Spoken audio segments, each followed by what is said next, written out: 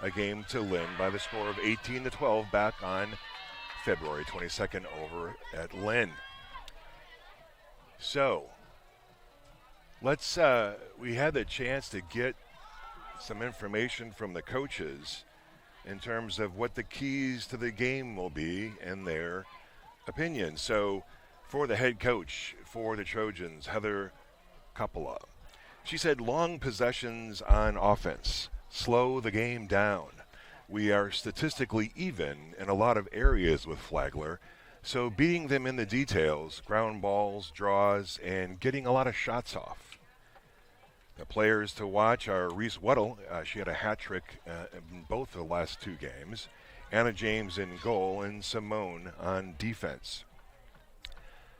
So on the season so far, it's been a rough start for the Trojans. They are 1-5, but they have played a tough slate of nationally ranked games. So they have not been landing in their favor, Coach said, but they're young and they're getting some good experience. They had some unfortunate season-ending injuries. I'll tell you what, we're about ready to get this one going at midfield. So for the Trojans, we have Kiana Bowden, a sophomore from Grayson, Georgia, facing off against number 2 for the Saints, Greta McGinnis out of Phoenix, Arizona, also a junior.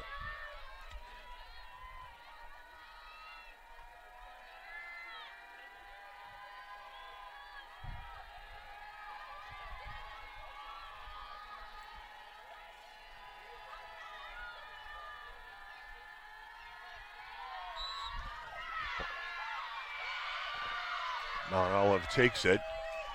You know, they say the longest 2-minute in sports is the Kentucky Derby. I think the first draw of a women's lacrosse game could be up there too. So Mount Olive in all green heading to the north goal. We mentioned they had injuries to 3 impact players. Unfortunately, that'll be it for their season. And Flagler has some younger players going for them as well.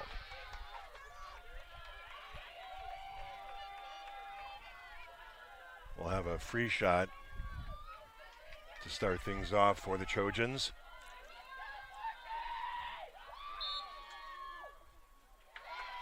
Lolo Rabadanera, number 88, the senior goalie, stops it. She flips it out to Kaylin Figueres, number 9, streaking down the near side.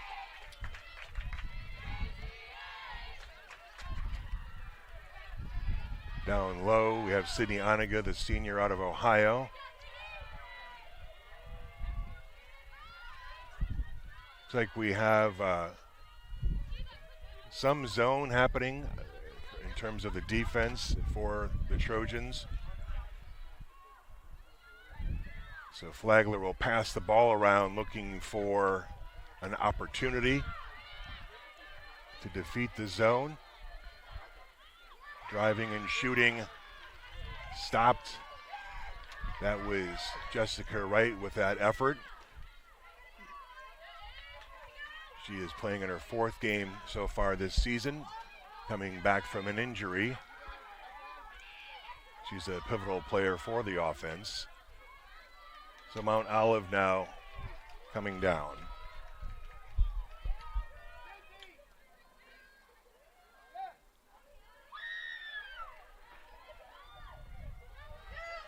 It's about 70 right now, a little soggy. There's quite a bit of rain earlier today. It's a little humid, probably get a couple more degrees. There's a nice breeze for the players and the officials. Glad we are playing this one today. It was looking a little iffy earlier.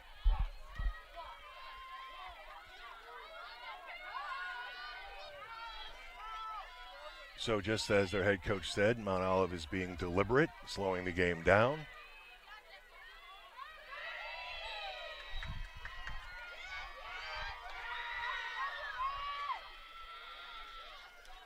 Looks like we have another shooting space call. On the season, the Saints opponents are making 2/3 of their free shots. And that one counts.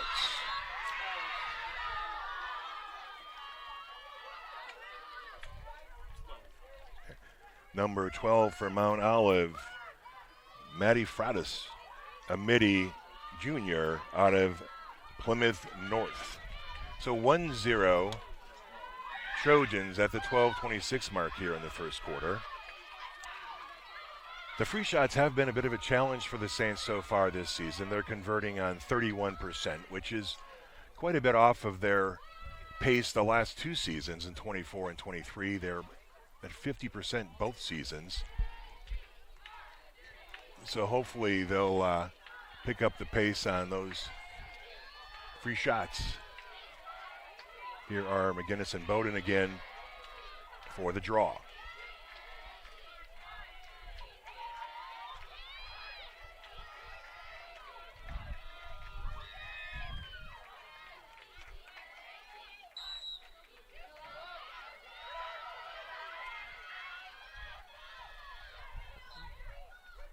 The ball is awarded to Flagler, Martha Horford from United Kingdom. Picks that one up, number 44, the sophomore. Halford.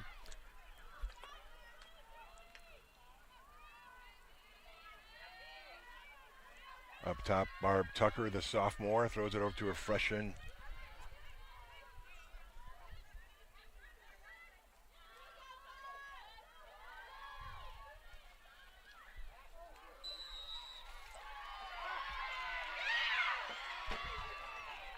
Going to reset Mount Olive with that ball.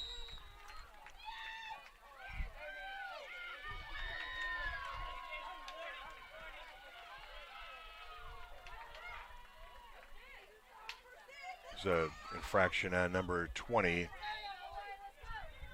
Claudia Tanksley.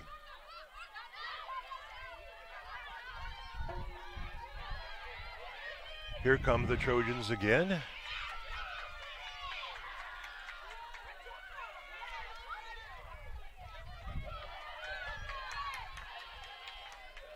Coach Kellum had his keys to the game. He also wants to control the pace of the game through possessions, draws, they're clearing, ground balls, and the turnover game.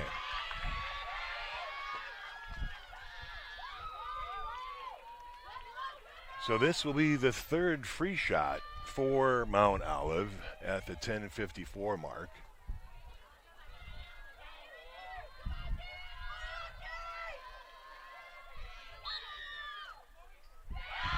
Number 14, Kiana Bowden's score is making it 2-0 Trojans at the 10:52 mark.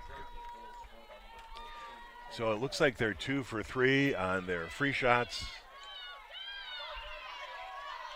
You know, the head coach for Mount Olive indicated that statistically these teams are pretty close, and they are. I did notice a couple differences.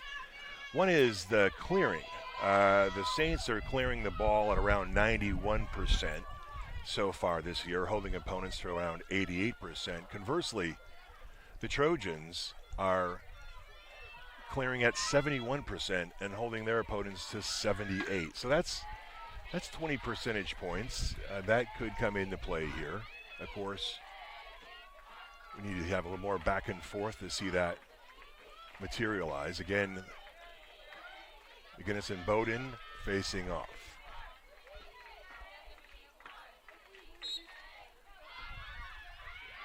McGinnis takes that herself for draw control. And the Flagler offense will get in gear.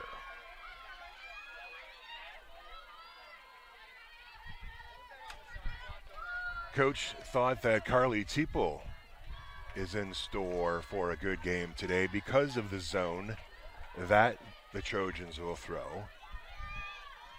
So they'll be cutting through the zone, overloading the zone to throw off the Trojans' D.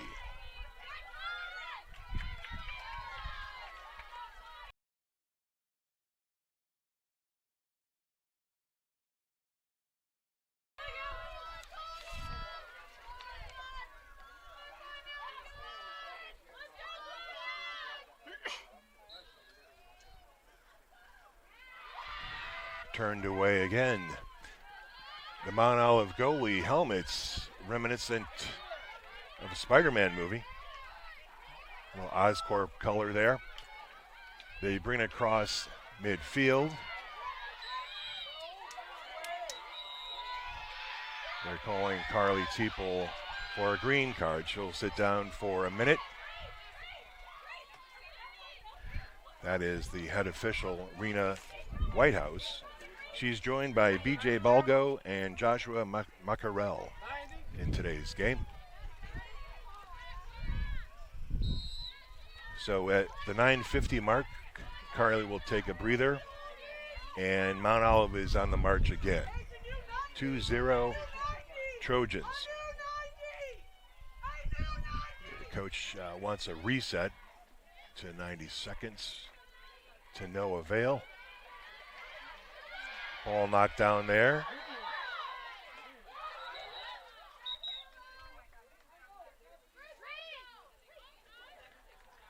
It's a little bit of physicalness there that gives the ball to the Saints.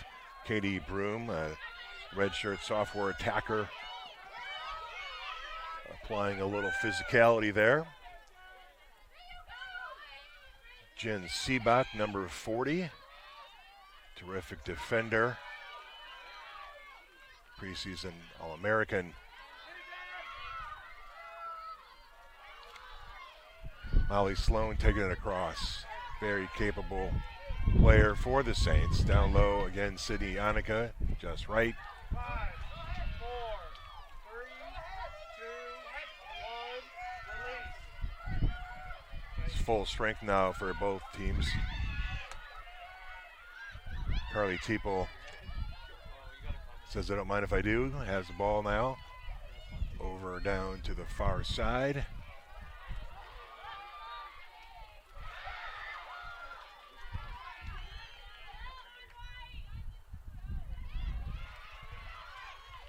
It's a scrum down by X. Gonna get a reset, and Mount Olive will have the ball.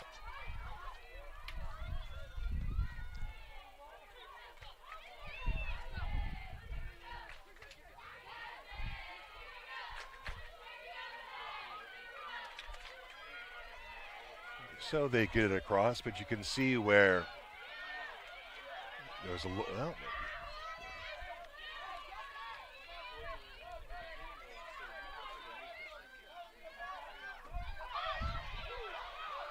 okay. Everyone's down below the restraining line. The 7:40 mark here in the first quarter.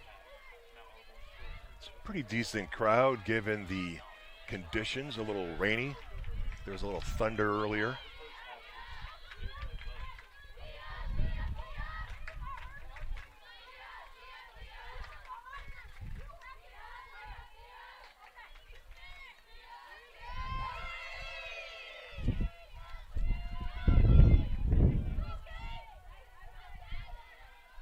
Some stalwart D by Molly Sloan, keeping Bowden out.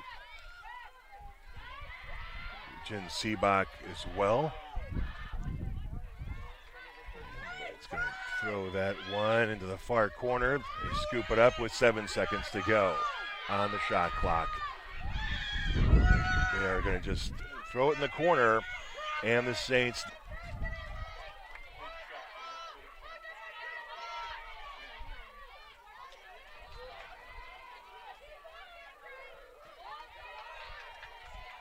Maddie Hartsock, number 13, the sophomore, doing some leg work there to get it across. Just right. Ends up on the ground. Let's see what the call here is. Looks like she will get a free shot.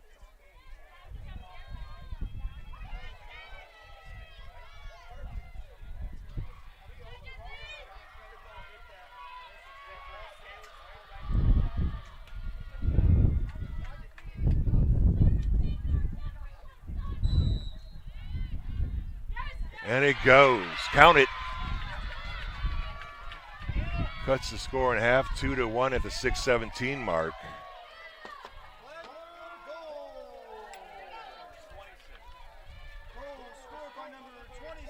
That is her fifth goal on the season. Fifth goal, coupled with 3 assists, so she has 8 points on the campaign. And the Saints really needed that. They're scoring 12 goals exactly on average per game, which is about 5 off of their pace the last couple of years. They typically score 17 plus goals a game. You know, Coach Kellum has said they're not happy with the results of our games, but the level of our competition has given us clear problems that we need to work through to make us better for conference play and the tournament. They're excited to finally get healthy and continue to grow this young team.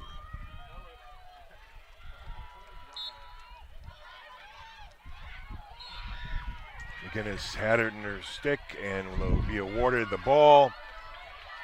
Here comes the Saints offense. Carly Lafieri, the senior, streaking on down. She's been a little banged up this year, but is a gritty player and a captain. So the Saints will work it around.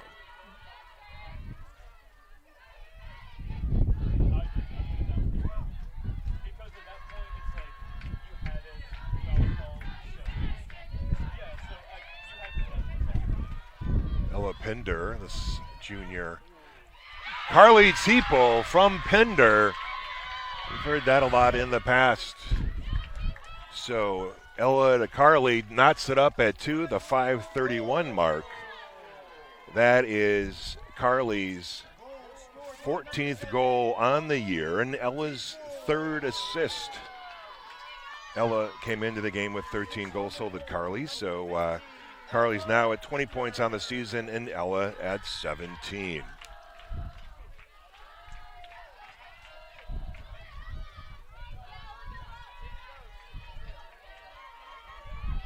It's gotten a little cloudy here.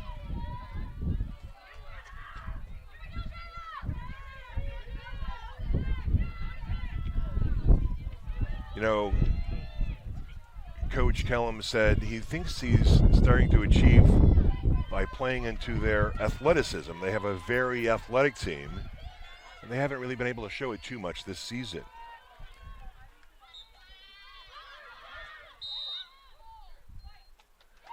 That is another draw win for the Saints, and Barb Tucker wasting no time motoring across there.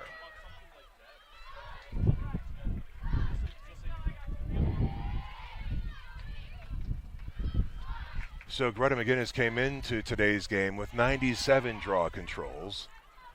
Depending on the official scoring, she's going to be close to 100 for her career for the Saints to this point in her junior year. An assist and a goal, a bouncer. Carly Teeple is getting warmed up. 3-2 Saints at the 4:53 mark. What's that? Just 7 unassisted, we think? We're saying unassisted. Goal scored by number 7, Carly Teeple.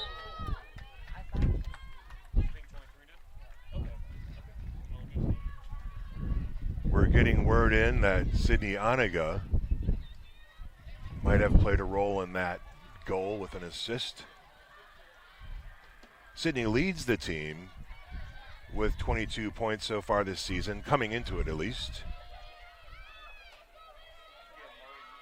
10 goals, a dozen assists, maybe 13 assists so far.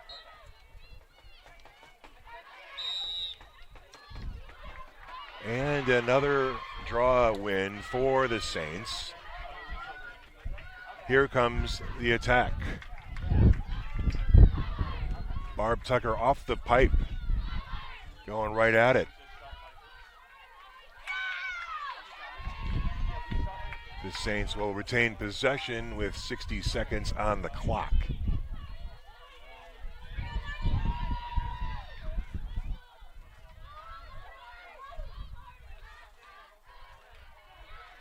Sydney Oniga with a shot effort there, but a good defense taking that ball away. The Saints scoop it up. Martha up top.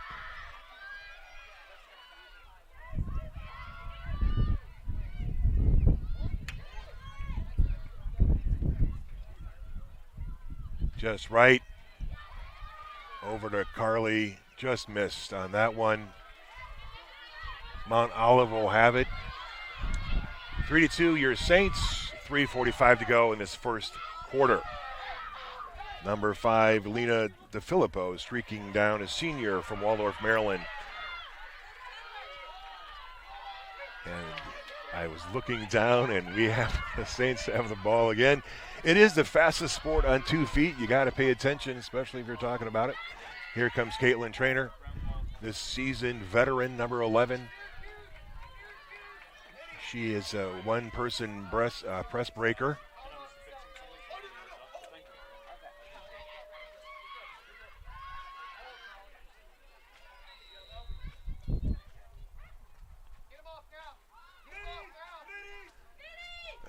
Flagler staff sharing some instructions. Barb and Martha will jog over. Martha will stay on.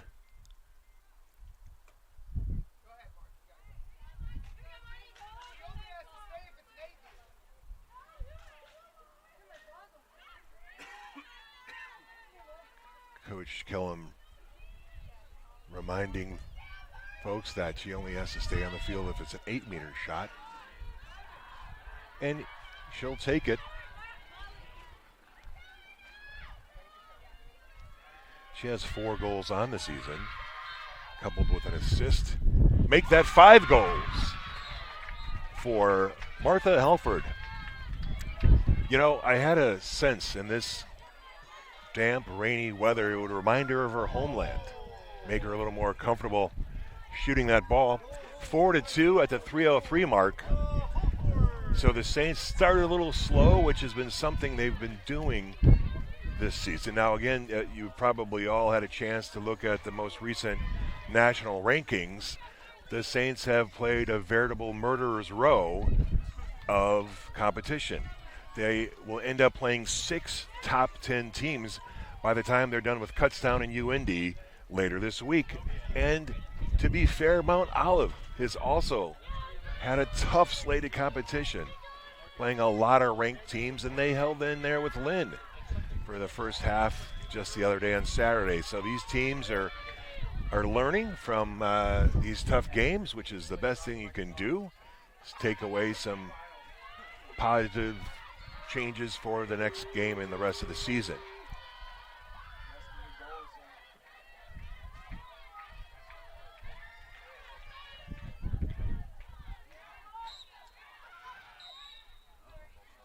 Okay, that will head over to Mount Olive. So it's been a while since they've been on offense. Just under 3 minutes to go here in the first quarter of play.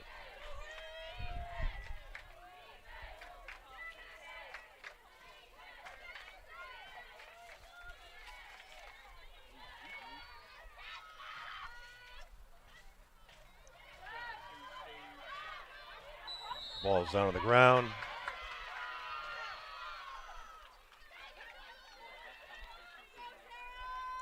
I think this would be the 4th free shot for Mount Olive.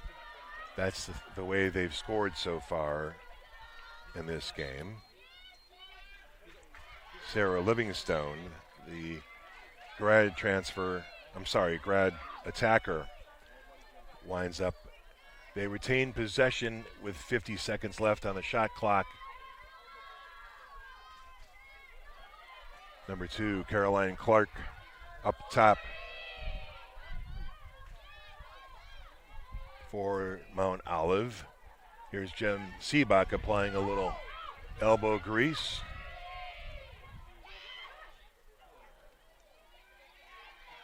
Got a little 2-player action there. Did not materialize for the Trojans. Here comes Figueres.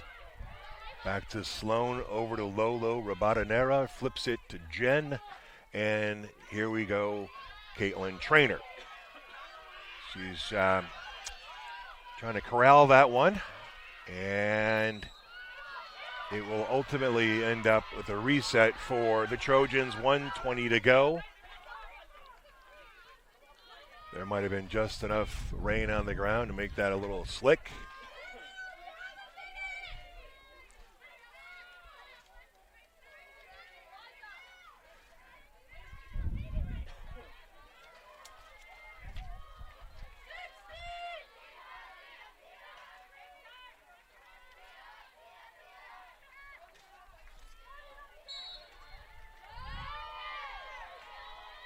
Have a stop there. 47 seconds on the quarter, 66 on the play clock. Another free shot. I think this is number 5 for Mount Olive. Off the pipe. And they'll retain the ball. Jen Seabach helped that player out of bounds. Somehow, looks like they're going to try to reset the game.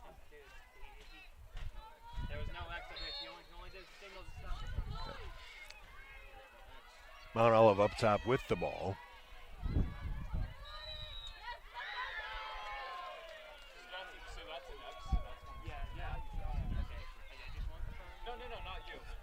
A shot, another free shot. Free position shot. I think that's number 7. That is successful for number 21, Katie Broom. So that makes the score 4-3 with 13.6 seconds to go. So all 3 of their scores have come from the 7 free shots they've taken, which is a lot.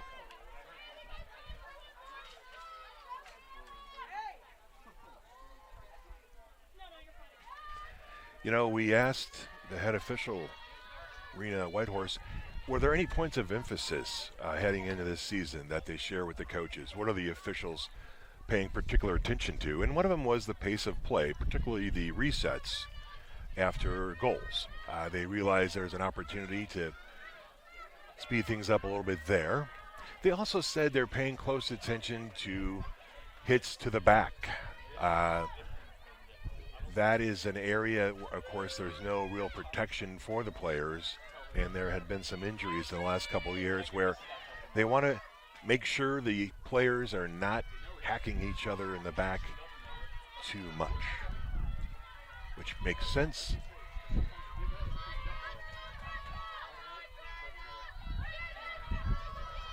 So one last draw here in the first quarter, I imagine.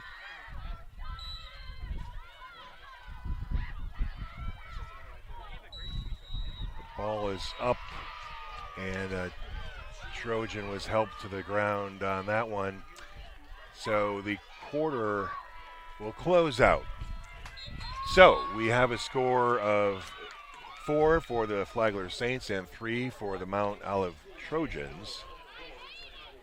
We anticipated a close game, and that is what we have. I think the key takeaways have been all of those free shots. That's a lot to ask of your goalie, even one as seasoned and successful over her terrific career here as Lolo Rabadanera, Lauren.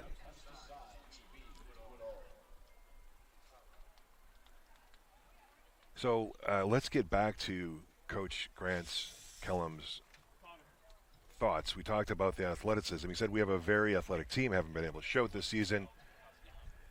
It'll be one of those things that the fans won't even see or fully grasp until we actually put that out in the field on game day. So be looking for that athleticism. It's a large roster, a lot of talented players. You know, I did ask Coach to confirm and, so we can share it. There is, in fact, an automatic qualification into the NCAA tournament if the team that wins the conference, the Gulf South Conference, they would get into the tournament. So, the regular season record is still important because there's 3 at-large bids for the South region, which I believe is the largest region of the 4 in Division II women's lacrosse, with something like 36 teams. So, coach says they've lost to the number 3 team, number 16, number 18, number 9 team, but they still feel confident in their ability to compete with those teams. And so we'll go over the more recent rankings with you. But again, the IWLCA rankings came out and the USA Lacrosse Nike rankings came out. Flagler dropped by 1 in the IWLCA poll. The team that beat them most recently, Embry-Riddle, their win over Flagler was part of the rationale for their ascendance in the standings. So to recap the scoring, we have goals by Kiana Bowden, Katie Broom, Maddie Frettis. No assists over there for on the Mount Olive side. Of course, those are all free shots. We have Carly Teeple leading the way for the Saints with a couple of goals. Jessica Wright with 1 and Martha Halford with 1. Sydney Oniga and Ella Pender have an assist each. Both teams took 8 shots. And the Trojans had 4 ground balls to Flagler's 3. Flagler had 5 draw controls to the Trojans' 3. The Clears, both teams were 4 for 5, 80%. And they have they have 6 free position shots.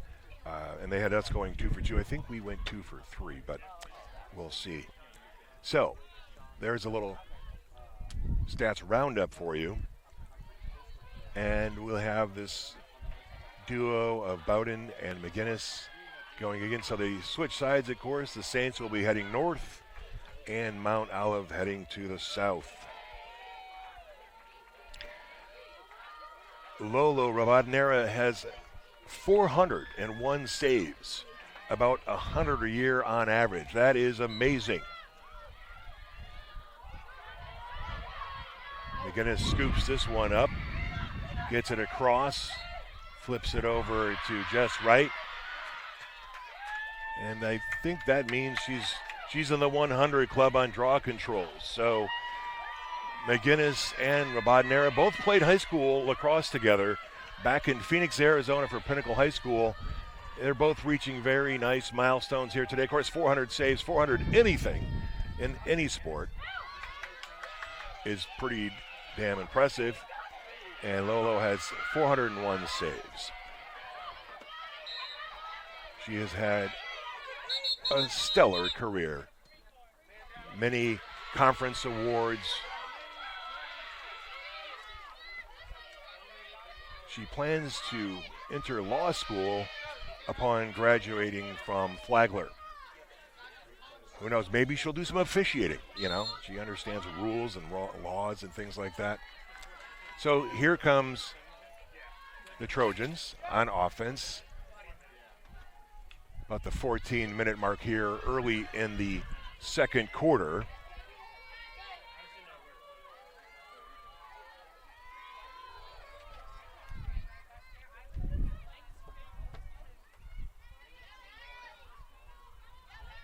It's gotten a little cloudier here, maybe a tad breezier. Jen Seebach with a ground ball to end that offensive possession by Mount Olive. Lolo flips it over to Trainer. Figgy did. Now here's Ella Pender, the junior.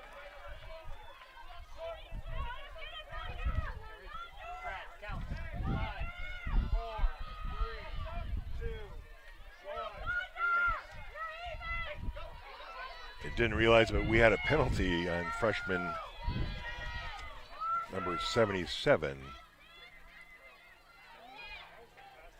Ava Lambros. I don't know what she did, but I'm sure she didn't mean it. 45 seconds to go on the shot clock. The Saints again controlling the pace, trying to flood the zone here a bit. Get some good shots. Ava comes in and will get a yellow card. I'm sorry, not a yellow card. She will be fouled and have a free position shot. The opposing coach thought she might have charged a little bit, but there is a stiff wind. You never know what caused that. Shot is a little off on that free shot, and here comes Mount Olive.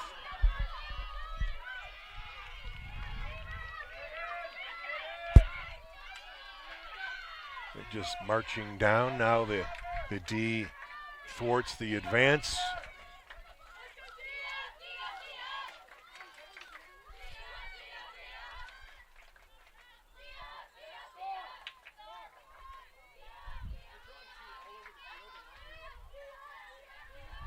Caroline Clark up top again, initiating the offense for the Trojans.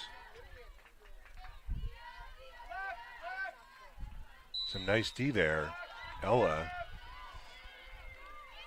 not really agreeing with that determination.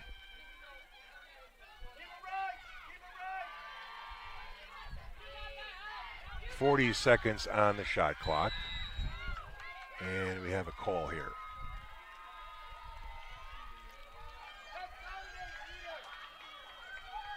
It's a free shot for Caroline Clark.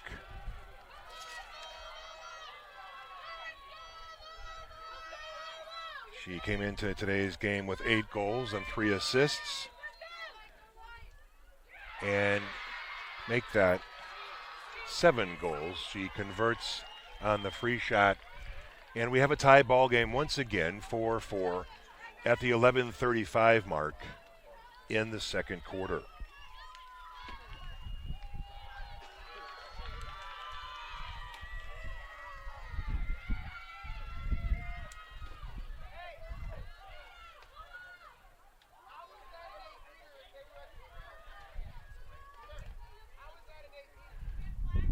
So a little puzzling as to the 8-meter nature of that.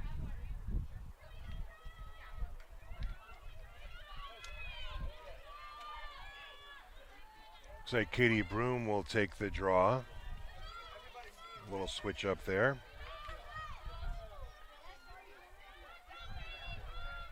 Redshirt sophomore from Houston, also played at CSU Pueblo. I think that's in the RMAC conference, the Rocky Mountain area.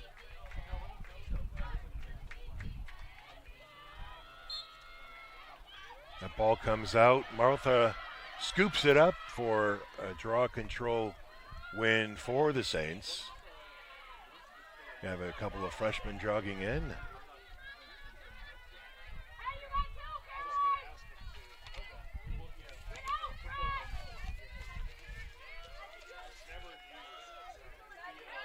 Number 42, Anna Kempel.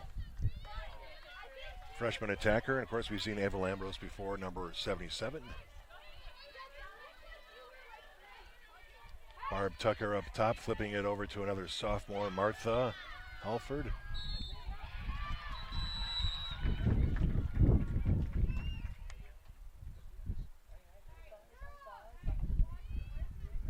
The official, Raina Whitehouse, asking the sideline over here to refrain from too much discussion. Here comes a free shot.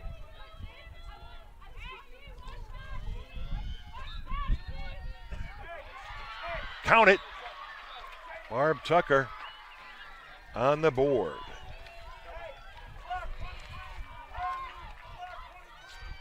That gives the Saints the lead, 5-4 at the 10:53 mark.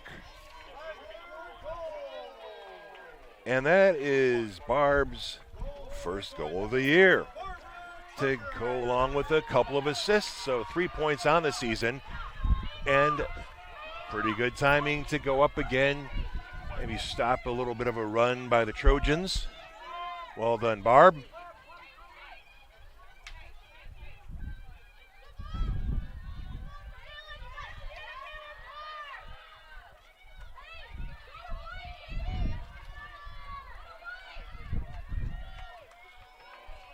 We're set to draw.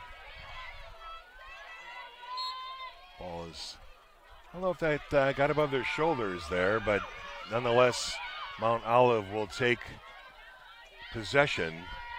The ball needs to go over the shoulders, and those are some tall players out there that seem to go more or less straight down.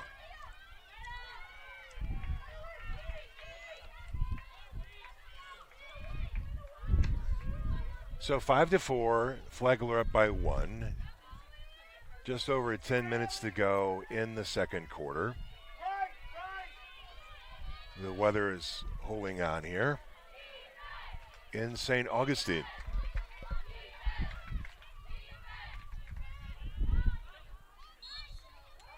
It's kind of a late call there. Will result in a free shot. Stop me if you've heard this before. Literally, stop me.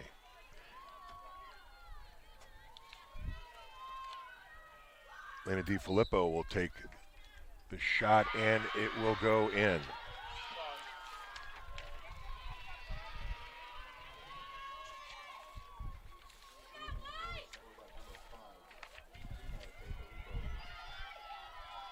Let's see, for Lena, that is her 4th goal on the season, plus a couple of assists. She's had a few draw controls, 5 to be exact, a few ground balls.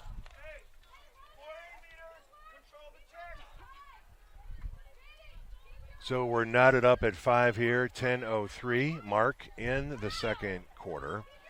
McGinnis for the Saints and number 21. Broom again for the Trojans, 5-all. Sun's poking out a little bit. Stands have gotten a little more crowded. The tailgate area has some activity happening. Not bad for a Monday afternoon in Northeast Florida.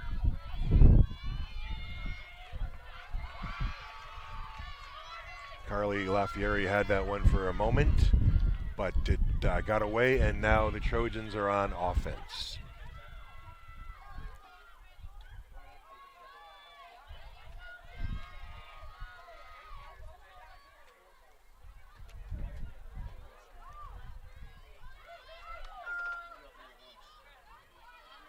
Molly Sloan playing some D down there. Jen Seabach as well, as usual. Very capable defenders. The Flagler D has held teams. They're averaging 8 or 9 points, and then nice stop there by Lolo. The 17 that Embry Riddle put up was the highest. Skewed their average a little bit, just to under 12 goals per game, and they're averaging 12 goals a game. So statistically, we should win every game by about a third of a goal. Here are the Saints on offense.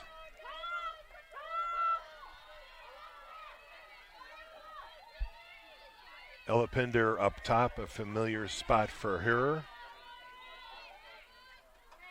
She's charging to the cage and will get the shooting space call.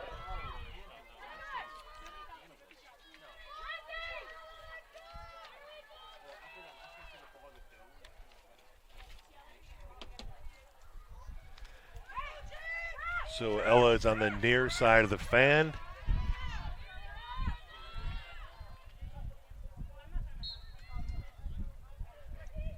Nice shooting. A little couple fakes in there. For kids watching at home, fakes are your friend. It's okay to be fake when you're in the fan. You got to do a little razzle dazzle. Probably sound a little old to a lot of these younger students near me. Little chicanery, and it counts. 6-5. So for Ella, that is her 14th goal. Catorce, they say in Spanish. I don't know if she's a Spanish major. So it's good to have Ella on the board here today.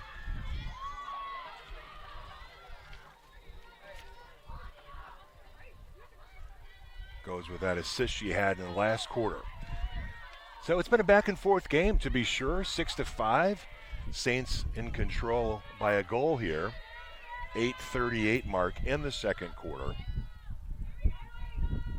The breeze now is at least a one-club win. The ball is up. There's some boxing out happening, and Greta McGinnis, a former basketball center, scoops that one up, gives it to Carly Teeple. Saints have the ball. Let's see if they can go up by 2 here. That's always more fun than 1. Ava Lambros over to Barb Tucker. Down to Sydney Oniga.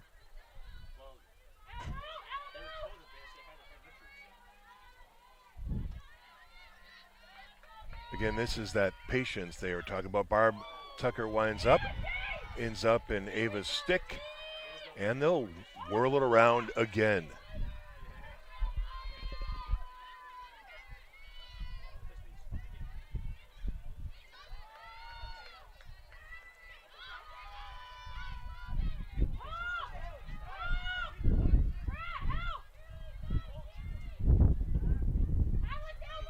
Down low. Sydney, oh boy, I got her goggles knocked off. So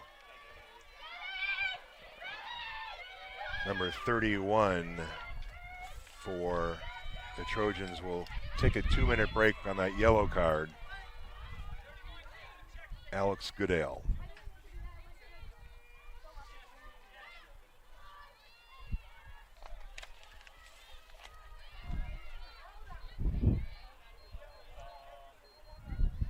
Sydney has the ball.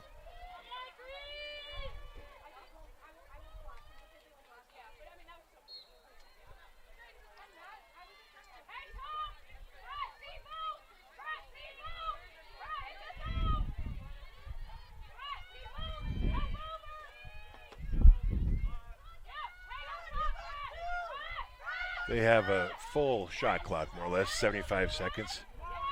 Sydney penetrating. Pulls it out there.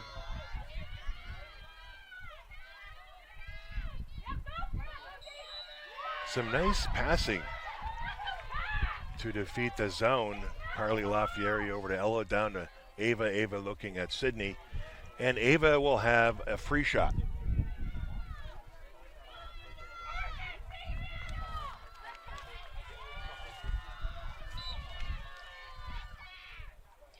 She gets up close. Got hammered. Let's see what the call is here.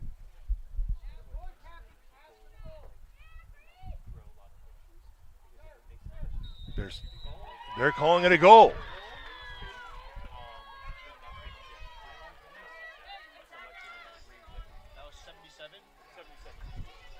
So that is her 10th goal of the year. She certainly paid the price for that one. Ended up on the ground. She has an assist as well. So 11 points on the season so far.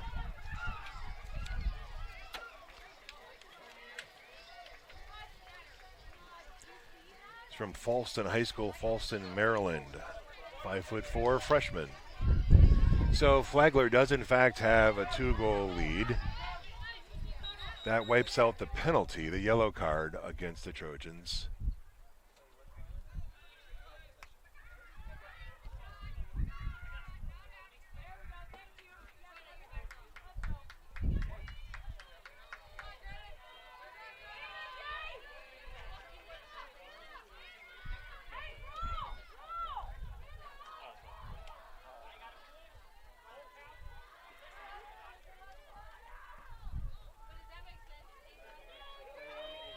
So there was quite a bit of discussion. The goal still counts.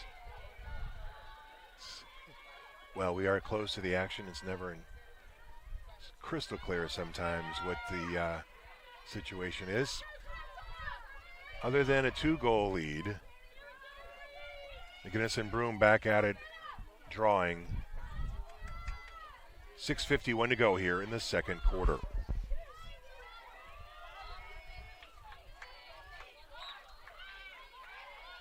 That ball is up and snagged by number 23 for the Trojans.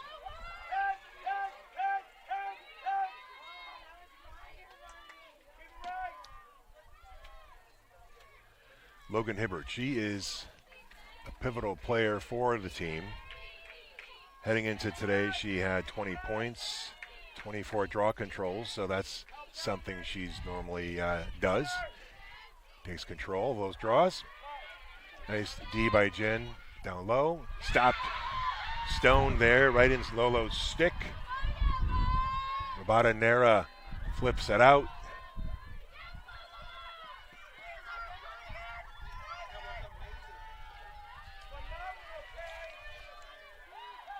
Maddie Hartsock comes out. So does Caitlin Trainer.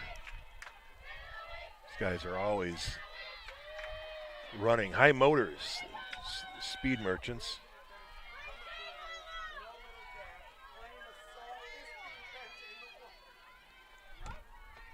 Seven to 5:30 to go here in the second quarter. 55 seconds. Saints being patient, deliberate. Except when they're not. Ella to Carly. Goal. So we have a 3-goal lead, 8-5 for the Saints. That Pinder to Teeple combo works. So that's a hat trick for Carly before halftime. That's got a nice ring to it. Another assist for Ella. So a couple assists for Ella and a hat trick for Carly. And it looks like there's been a change in goal for Mount Olive.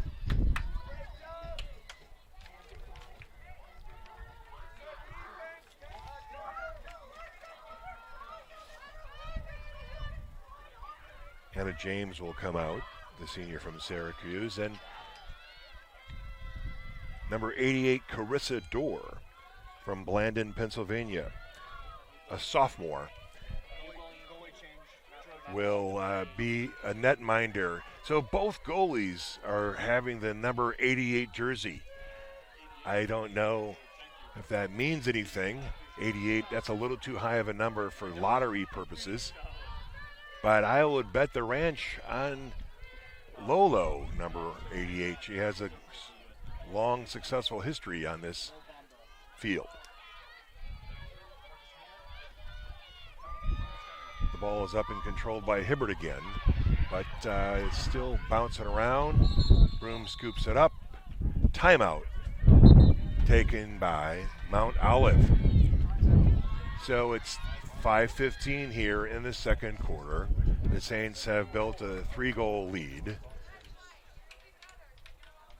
Have a new goalie in there for the Trojans, and Coach Coppola is going to talk it over with the squad.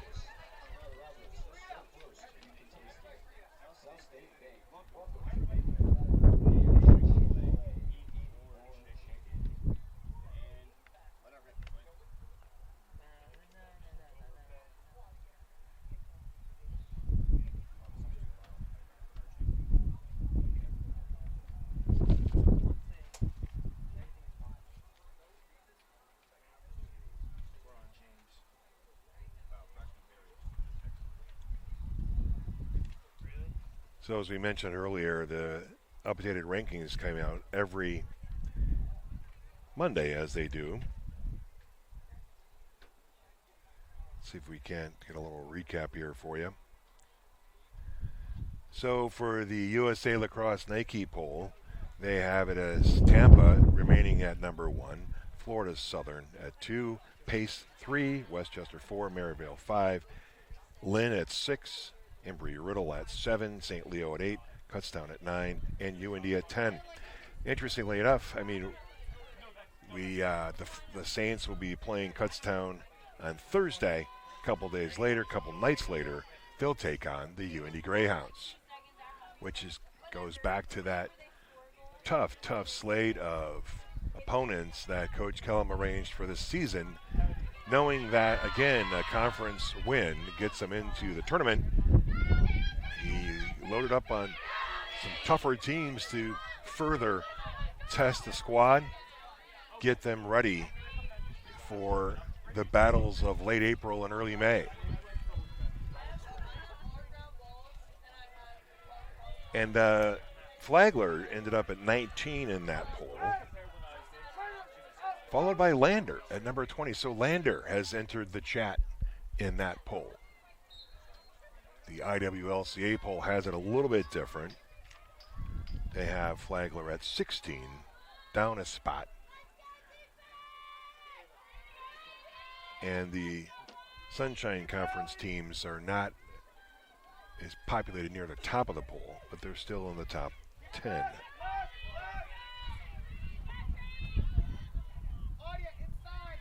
Some good D there, ball down.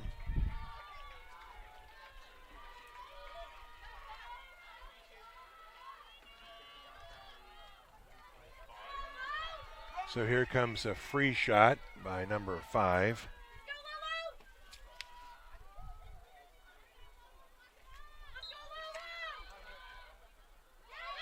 Lolo stops it for yet another save, wings it on out to Taylor Jendrick, the speedy sophomore.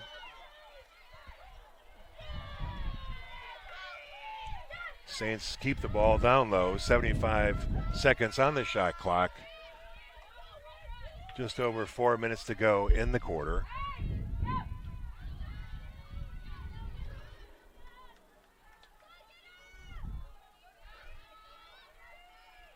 You know, with the number of free shots that they've been taking, there's a chance that Lolo could hit 500 saves by the end of this game.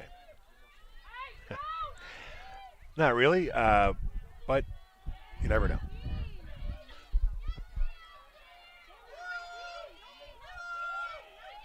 Saints again working it around. Carly Lafieri flips it over to Ella Pender. Here comes Just Right. The Mount Olive bench not a real fan of that call for Just Right.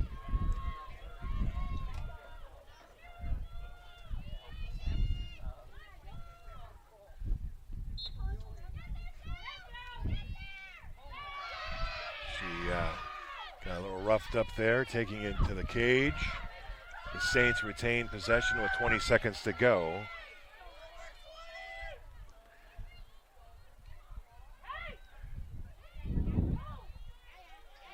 Nice pass effort there. They get a reset. The freshman Anna Campbell, crafty player down low. She adds a nice dimension to that area.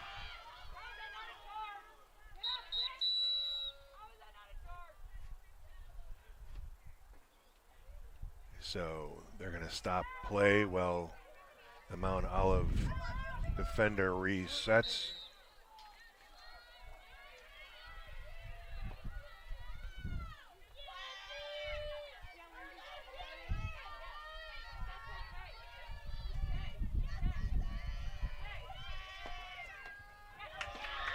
Pass a little too tall there from Carly to Sydney.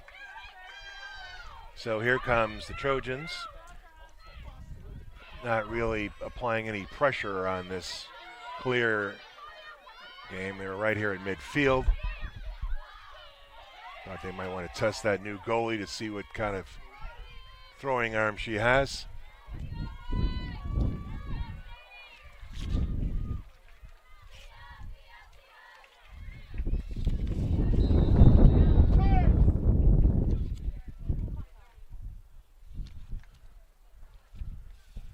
Player down.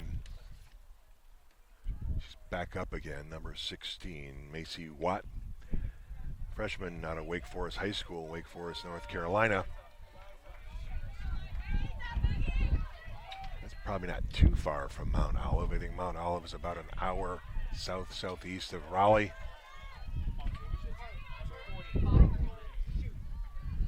She will have a free shot here at the 2:18 mark in the second quarter. 2-minute penalty, yellow card on Jen Seebach.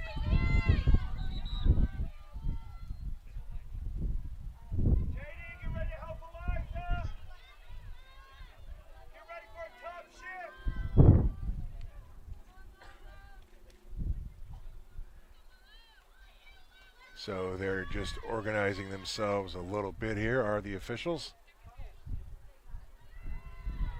They move the shot to more the top of the fan.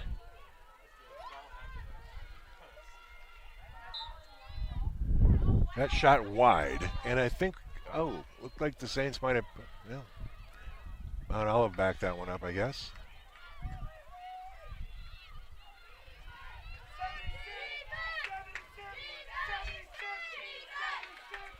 Coach P calling out the play there, and that's a score and a goal at the 1:58 mark for Mount Olive, 8-6.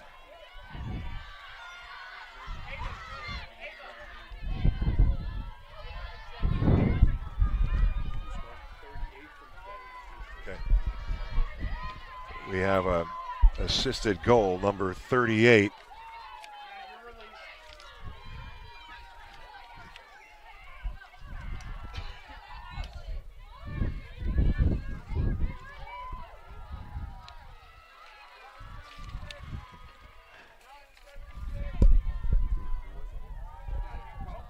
Okay. 38 scored from number 12. So Morgan Pollock scored, and it was assisted by number 12, Maddie Fratis. And we have a different draw taker here for the Saints. Number 3, Mia Cosentino, the freshman from Holly Springs, North Carolina. That ball a little too strong, but, let's see here. Maddie Hartsock scoops it up, number 13, takes it across, flips it over to Jess Wright, and crisis averted. 2-goal lead here for Flagler. 1:35 to go. The penalty was cleared out with that Mount Olive goal. So with a minute and a half left, there's a little differential with the shot clock, which is at 65. See how Flagler concludes this half. Jess Wright attacking and is fouled.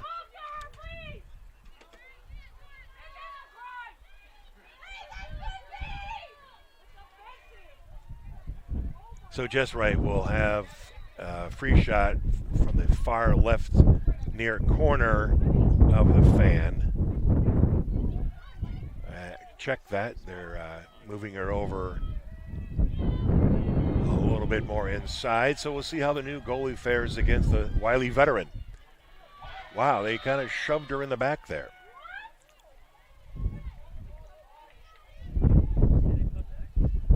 So Jess Wright was en route and was shoved to the ground. She will attempt it again. 58.7 seconds here on the clock. And again, she is fouled.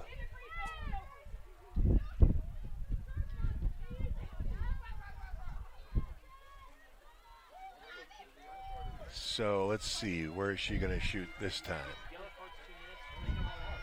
A little bit more towards the top.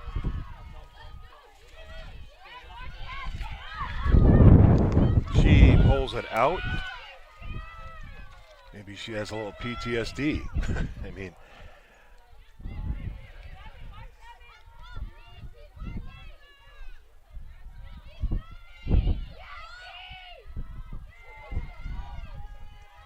.30 seconds on the shot clock, 35 on the game clock.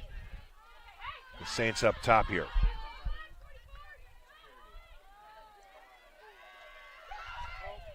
Just right with the shot. Deflected by the goalie. She flips it out. Let's see here if the Saints apply any pressure. They have not a lot of players open, Mount Olive. Knocked down there. I think Jess Wright got a stick on that, but Mount Olive has ended up with the ball, and that will do it time-wise. So that is it for the first half. It is 8-6 in favor of the Flagler Saints. There'll be a 10-minute halftime. Thank you for joining this afternoon. We'll catch up with you in about 10 minutes.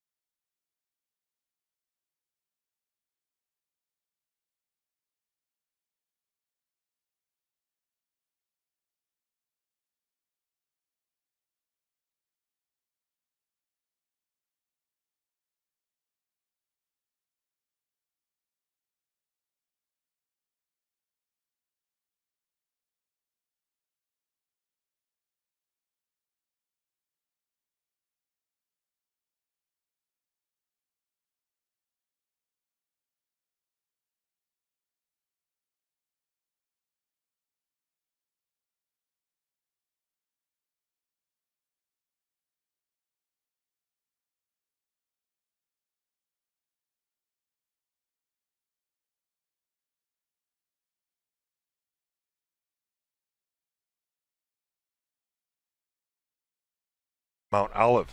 Okay. Now your audio is working now. Oh, stop. Did it cut out or something? Yeah, for some reason it did. Okay. Just keep an eye on the levels, Conchi, and if it happens again, we'll just reset the audio and then just reset it back up. Just let me know. Reset like here or here? In here, yeah, so we'll go into the settings thing. Just let me know if that happens next time. So we're ready to start the second half here. It's like we have number 3, Mia Cosentino, taking the draw against number 21, Katie Broom for Mount Olive.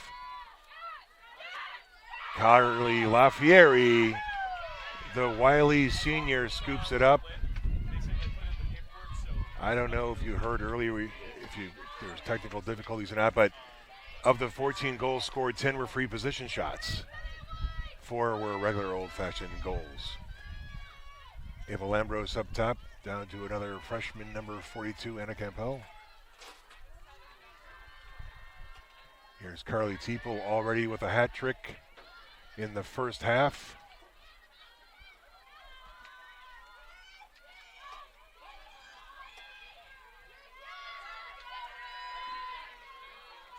The Saints continuing to pass it around and beat that zone.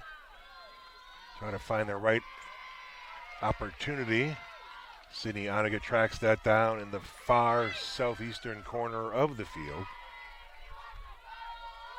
33 seconds on the shot clock. Ava Lambros over to Carly Teeple. That shot was wide, backed up by the Saints. Coach Killam wondering if that's a reset. And that's a no.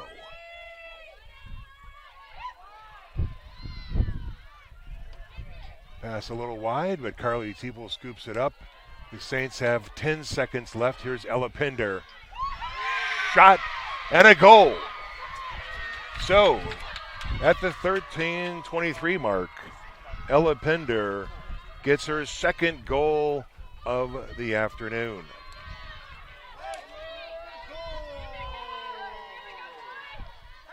Ella, you can kind of tell when she's going to shoot.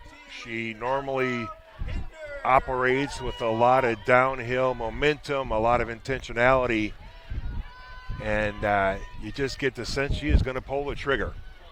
So she did, and the Saints have now their largest lead of the game, 9-3, early here in the second half. That has fired up the large and boisterous Saints bench.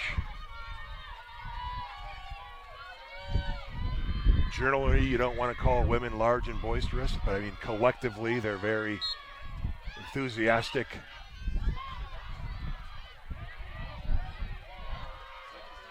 So Mount Olive controls that.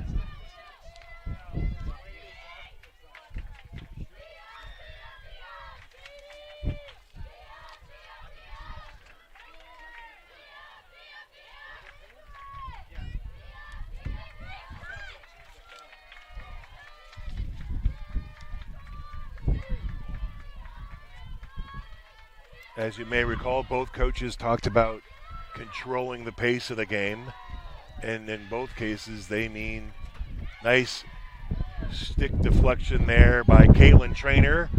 Jen Seabach is battling for it, and Kiana Bowden scoops it up for Mount Olive. Some good D down there. Jen Seabach comes away with it, as she is wont to do. Molly Sloan flips it over to Ella. They're playing a little tighter D now on the clears, our Mount Olive.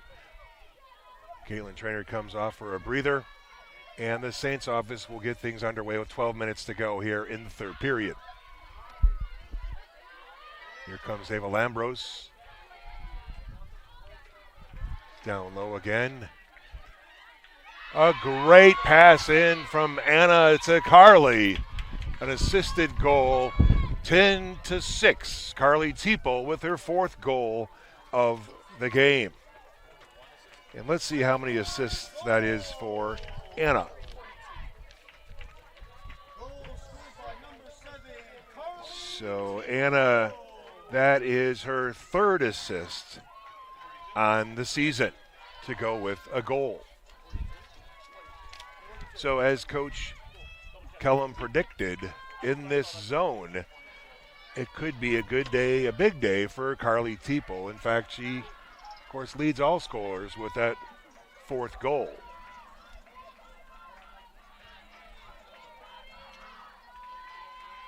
So the Saints have tacked 2 on here in the early part of the 3rd quarter. The officials are ready to kick things off. And here we go.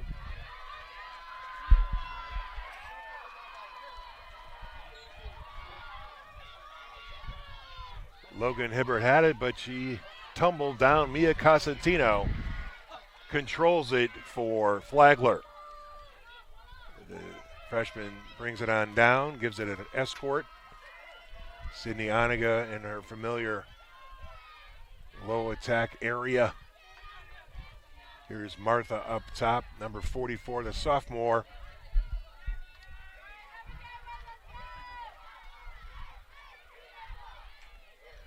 Claudia Tanksley out there. Anna! Nice shot there. You know, I think there was a little trickeration. Anna, they're used to her passing it in, and she said, you know what, I got this one. I'll take it for the squad. So she just tacks on a goal to that assist she had just moments ago. And now it's a 5-goal lead. Historically, when the Saints get up by 5, things can get rolling. The Saints can come marching in, if you will. So we'll see how the Trojans respond. It's the 11:05 mark in the 3rd quarter. All Saints so far, 3 goals just now.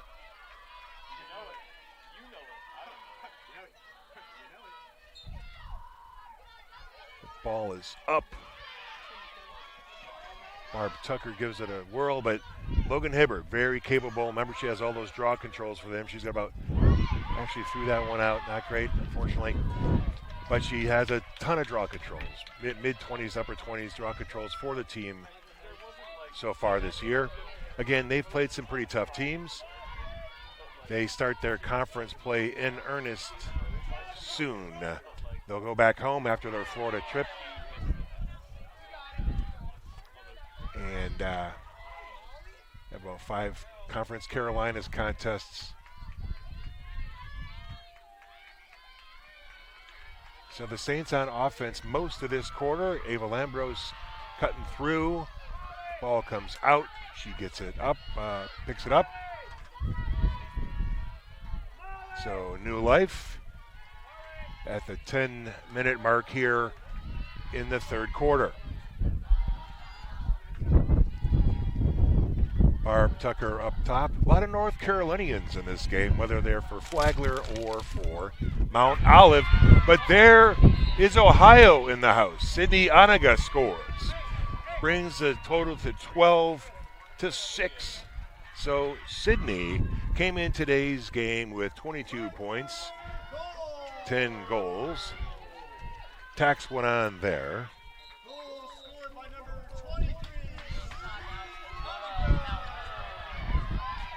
I believe Sydney may also be pursuing law school. It's a very scholarly group here at Flagler. Their GPA is typically 3.5 or better. Solid 1.5 better than mine, but that was a long time ago. So that's a timeout for Mount Olive. You can imagine they've let in 4 goals here in the the first few minutes. They're going to want to talk it over a little bit. I think the zone breaking rhythm of the Saints office is in full gear. There's been a lot of cutting, a lot of passing around, searching for those higher percentage opportunities.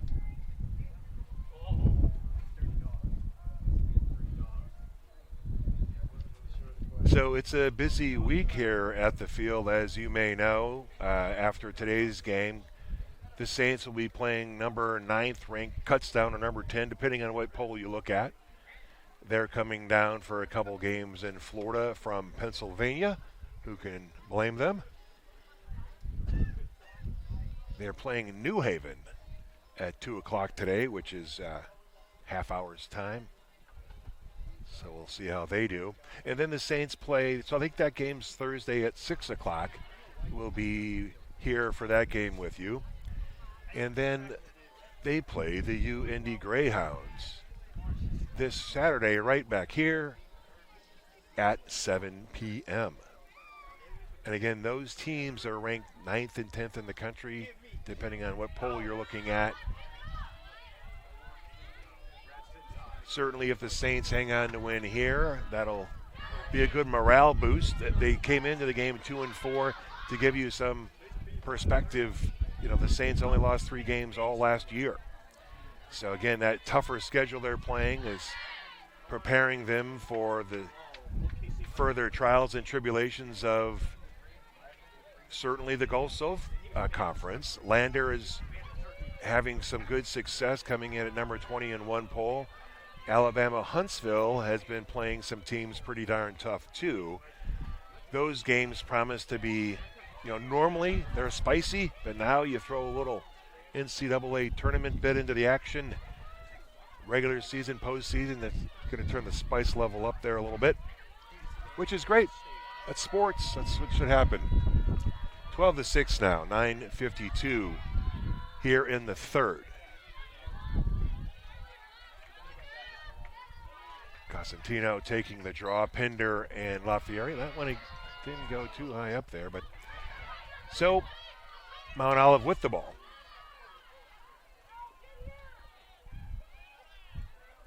They have not possessed the ball a whole lot in this period. So the Saints D, in theory, should be have a little bit of a rest after that halftime intermission as well.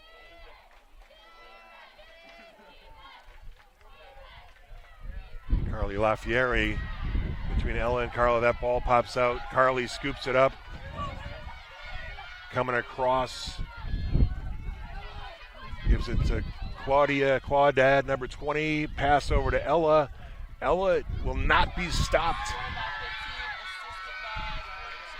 Let's see if they're calling this a goal here. They are not.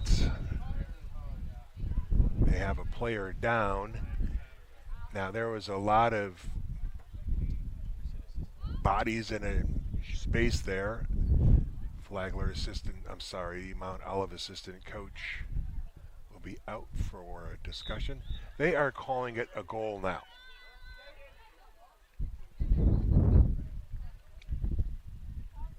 Right?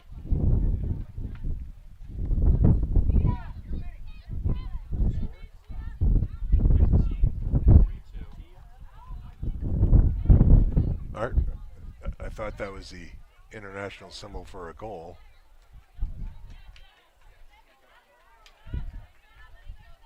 Yeah, they are checking her stick, which is a telltale sign of a goal.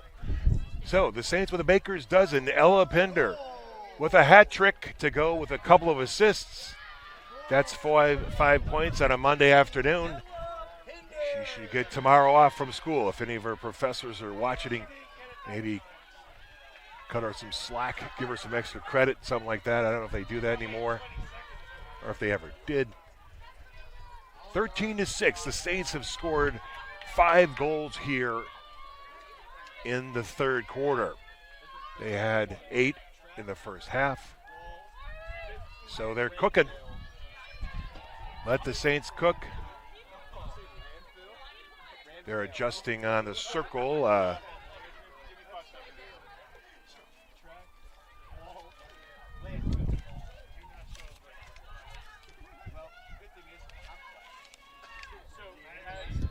Number 10, Carly Bagnasco is in.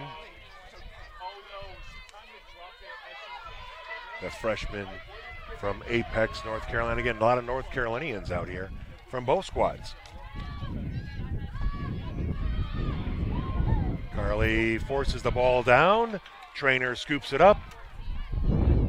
Caitlin is steaming across the line here. Gonna send it back to Molly Sloan, over to Lolo, and here comes Jen Seabach. Gives it to Maddie Hartsock, number 13, the sophomore. And here comes the Saints offense. Claudia Tanksley jogs in. Carly Bagnasco, Ava Lambros. Have some fair amount of freshmen out there, some sophomores.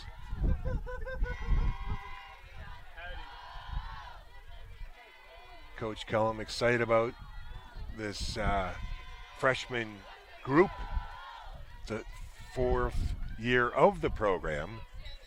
You can see why they would be attracted.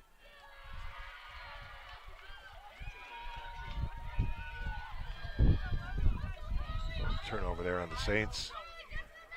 Coach has built something pretty amazing here in just 4 years. So as he's out there on the recruiting trail, you talk about going to the NCAA tournament a couple times, playing in your conference championship every year you've been in the league, all 3 years, winning it the last 2. That's a lot of hardware. So kudos to Coach Grant and his staff, Shelby Harrison, who is now coaching for 2. She's expecting a baby this summer. The standout from Johns Hopkins. Also Chris Peterson, an assistant coach for predominantly the defense. Coach P, a very energetic favorite of the players. They're knocking the ball down there. Aaron shot. Nice D by Kalen.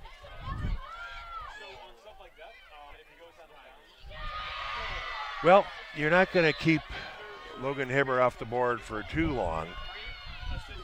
Assisted by number 21, Katie Broom. Those guys have done that a few times. Broom to Hibbert.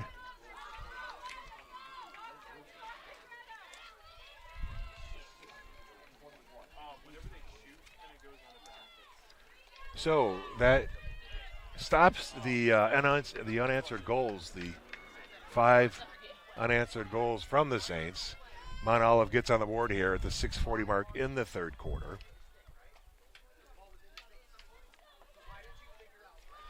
So Greta McGinnis will take the draw with the familiar figures of Ella Pinder, number 15, and Carly Lafieri, number 19. Those 2 players have the most draw controls in program history. See if they can come up with one here. Yeah, that one did not go up high enough. And they're going to rule that in favor of Mount Olive. Those are always a little bit uncertain. So here come the Trojans. Logan Hibbert up top, driving.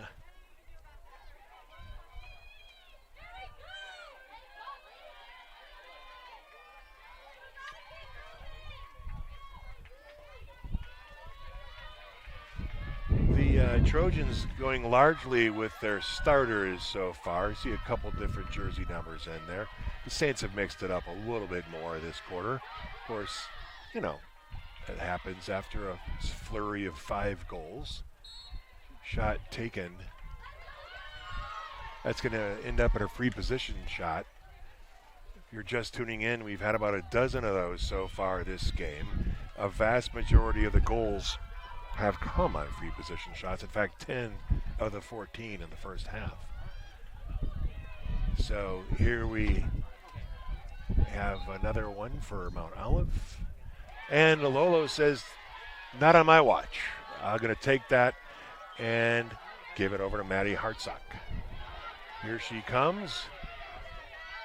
Little spin move, flips it back to Caitlin Trainer. And the Saints are on offense again at the 5:23 mark here in the third quarter. 13-7 Flagler, 6-goal lead. They're still going to work it around. They're still going to stick to that game plan to beat this zone. Cutters, more passing. Find the right opportunity. Of course, you're always doing that, no matter what the defense throws at you.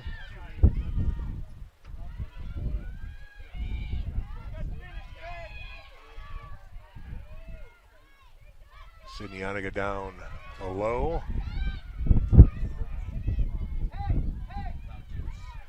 30 seconds left on the shot clock.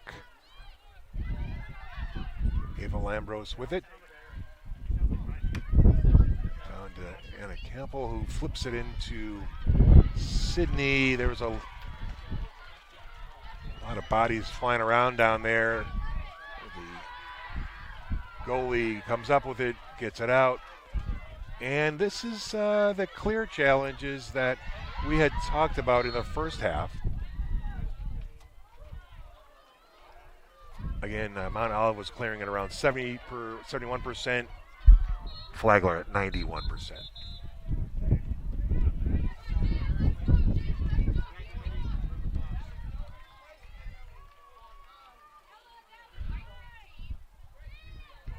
Green card on Ella Pender.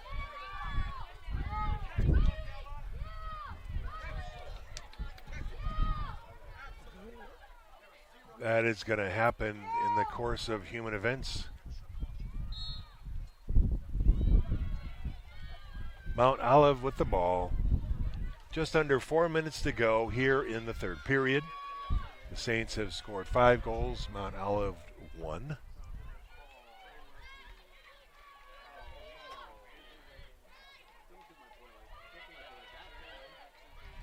But this is not Mount Olive's first rodeo. They're a resilient team. As we mentioned earlier, they've had some unfortunate injuries that have taken away some of their impact players. They threw that ball away. And Flagler, Jen Seabach, the far northeast corner, practically back in Long Island where she grew up playing the sport. Here comes Caitlin Trainer. So the penalty is over for Flagler. Ella Pender will rejoin the squadron. Just under 3 minutes to go.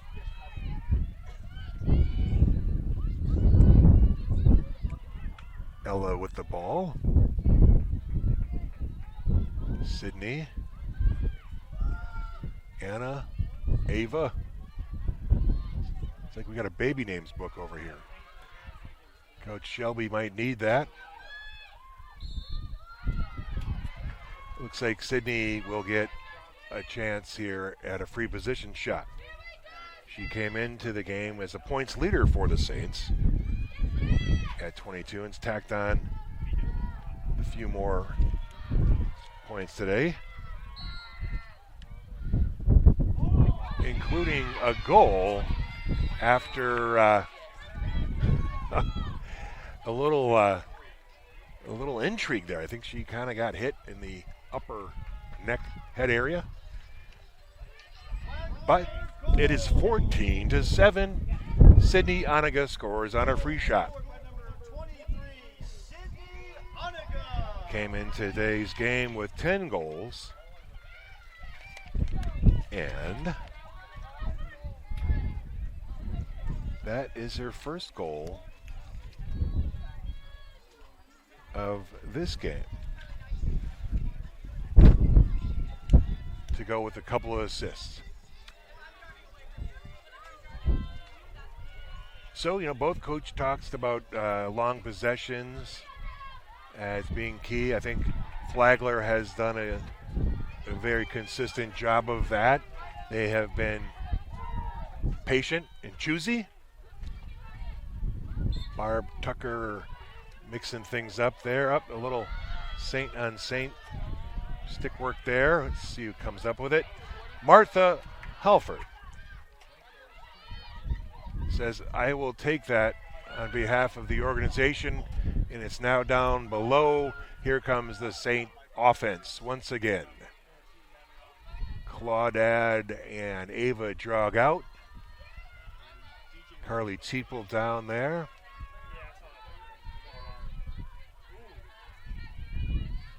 14-7, under 2 minutes to go. 60 seconds on the shot clock. The Saints looking to start scoring in the upper teens would be my guess. That's kind of what they're used to. And a goal. Let's see here.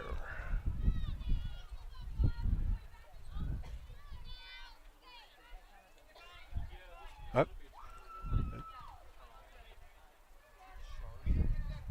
Nope. There's always a lot of commotion down there. And there wasn't a goal. Apologies.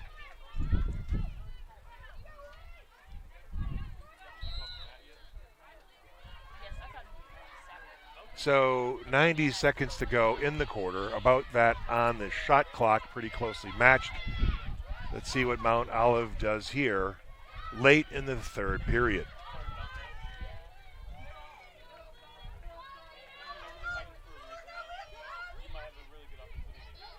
Again, most of their starters in for the Trojans.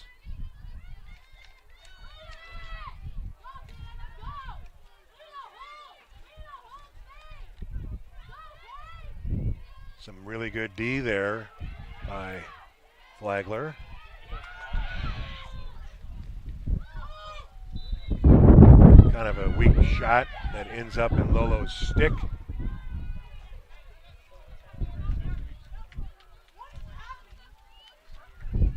So that was number 25 playing some great D.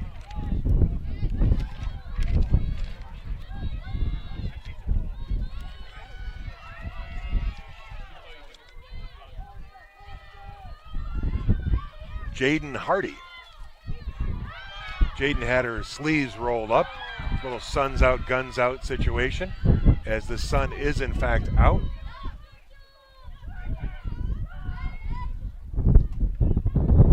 So Mount Olive applying a little pressure here. Let's see if the Saints can clear. They're just going to let it run out. Okay, so the Saints will have the ball in the fourth quarter, but after 3, the Saints have doubled up the Mount Olive Trojans. It's 14-7 heading into the fourth quarter. So at the halftime break, it was 8-6. The Saints scored 6 goals in that period, and Mount Olive added 1. So the time of possession in that quarter clearly tilting towards Flagler.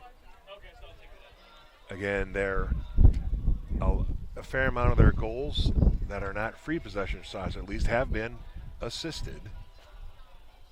They normally hover around the 50% mark on that, which is a good neighborhood to be in.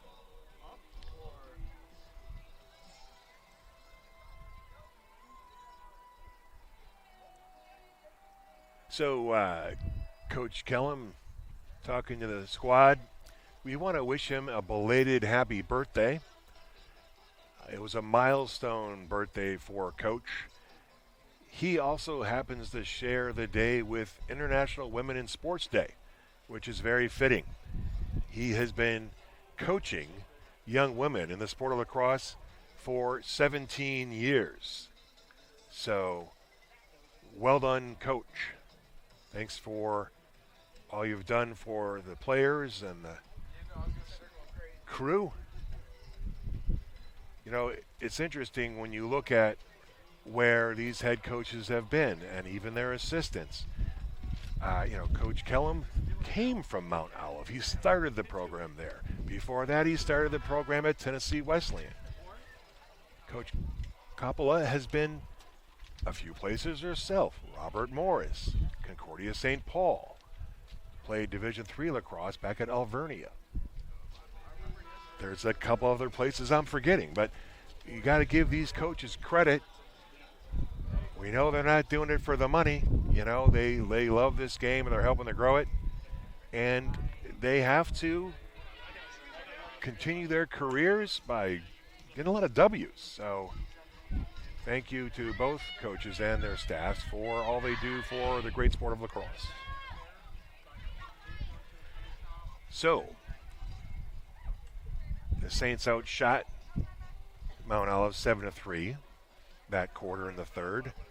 3 ground balls to 1. The draws went Mount Olive's way 5-3, and in fact 13-11 on the game. The Clears, Flagler 13 of 14, 5 of 5 in the third period, and Mount Olive 3 of 3 in the third period. So they're 10-11 and 13 of 14. That clear situation we were wondering about has not materialized. The free position shots, really the story of the game. 5 out of 10 for the Trojans. 6 out of 7, much better than that 31% heading into the game. So the Saints are figuring that out. McGinnis and Broom at midfield, and we are underway here. Greta McGinnis self-draw to start the fourth quarter.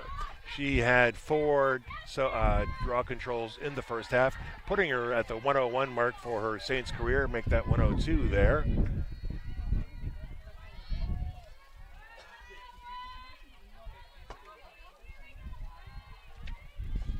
We mentioned earlier, in case you weren't tuned in, but Lolo Rabadanera had her 400th save between the pipes for the Flagler Saints. Just an outstanding 4 years, and it's not over yet. It's 3.5 years. This is their 7th game of their 15-game schedule. Of course, they hope to tack on a few more games in the postseason. Ella Pinder got a little roughed up there at the 12-meter area.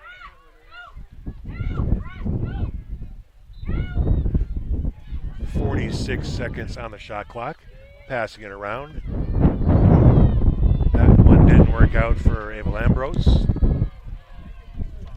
Mount Olive scoops it up, and the clear is a little unsettled here for them.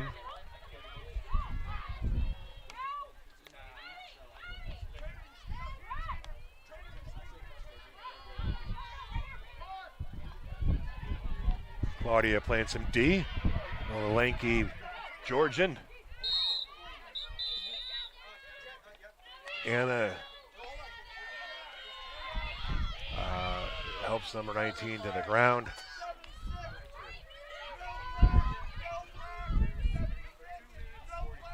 It's a 2-minute yellow card for Anna.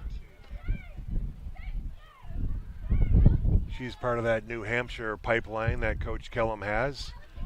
Half of it is from the Daisiel family alone, I believe. Great group of great family, great players from up there. So we have New Hampshire in the house here for Flagler.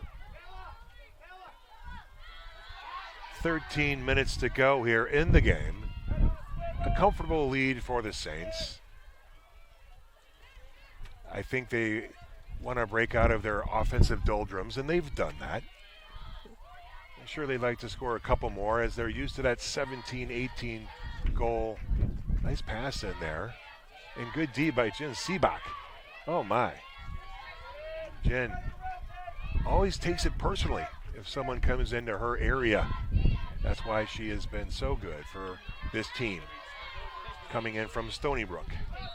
She'll be coming back for a next year as well. Here's Jen now. Gives it to Ella.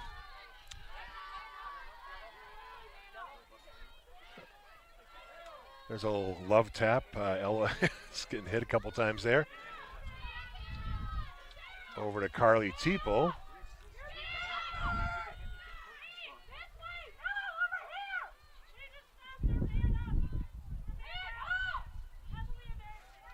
So the Saints are man down now for 36 more seconds. I think they'll take their time on this possession. Sydney Oniga is near the stands. Flips it over to Ella. Ella runs down the alley area. 26 seconds to go on the clock. The penalty's over here in 5.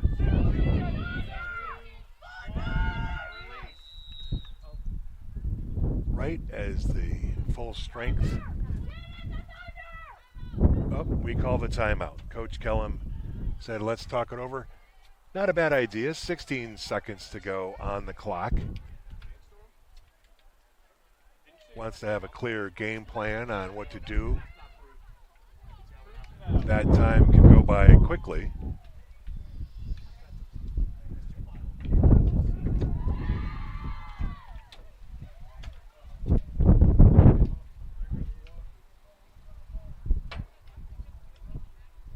So thanks again for tuning in. As we mentioned earlier, we'll see you Thursday at 6 o'clock for the Kutztown Golden Bears game. They are playing the New Haven Horses. It's a horse logo. I don't know what they're called, but it's a horse.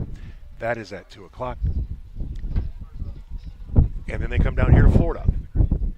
I believe they're headed over to St. Leo after they play the Saints. That's not unusual. As we all know, these teams come down from the north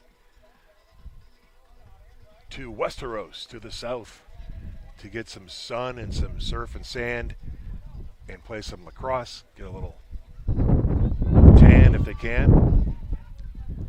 And of course, as we all know, Division II lacrosse here in the state of Florida is a gauntlet. A lot of really good teams. And you're coming down to Florida to warm up a little bit, but it is not a vacation once you get between the lines. You are in for some work, whether it's here at Flagler or Lynn or St. Leo. Embry-Riddle, of course, just down the street. Some good teams here in Florida and the South region.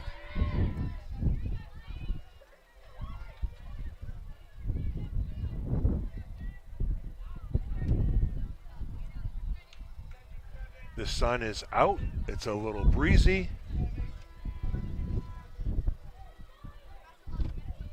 If you're watching from home, maybe it's 5 o'clock somewhere, have a libation, celebrate this 7-goal lead with 11 and a half to go.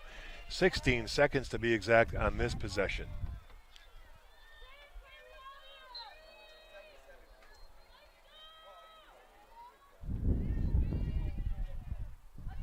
Sydney Oniga.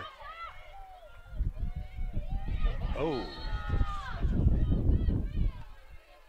Carly Teeple, a little whirling dervish. They knocked her down, but she gets right back up again and will have a free shot. I think she'll probably take it. There's 6 seconds to go on the shot clock. She, in fact, does, and it goes in. So that is her goal number 5 here today, 15-7 Saints. Carly Teeple. I remember last year, I think she had a game with 7 or 8 goals. She's got 5 here today. As Coach Grant predicted, she'd probably have a good day in this zone defense. She was the leading scorer last year for the team. And again, if the Saints get rolling, this could be the game that snaps the offense out of the little, like we say, doldrums of the first 6 games. McGinnis and Broom at midfield again. Just over 11 minutes to go now in the game. The largest lead, of course, 8 goals right now.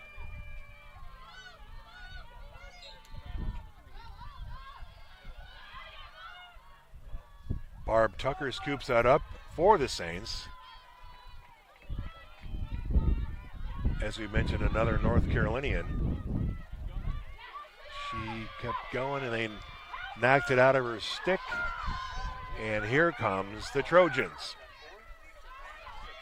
The Saints have numbers. They cause a turnover. And here we come. Here comes Carly Teeple. They have been asked to slow it down by the Flagler coaches.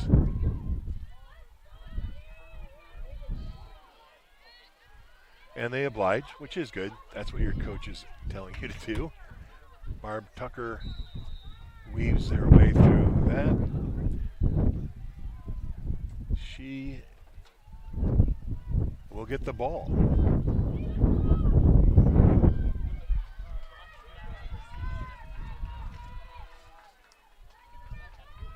She had her first goal of the year earlier. Let's see if she tacks on another one. Stopped there by the goalie. And the ball, though, is still up for grabs, but Mount Olive has taken control for the moment.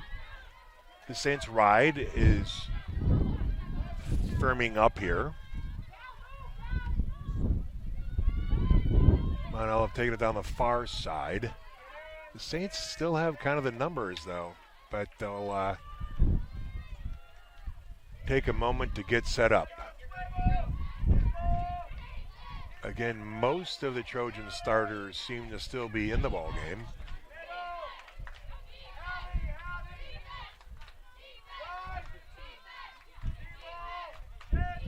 (15-7).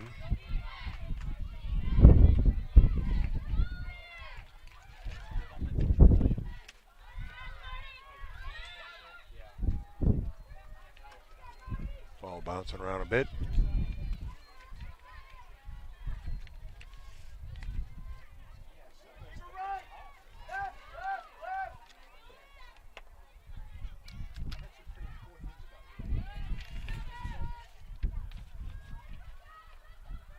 Have it down low.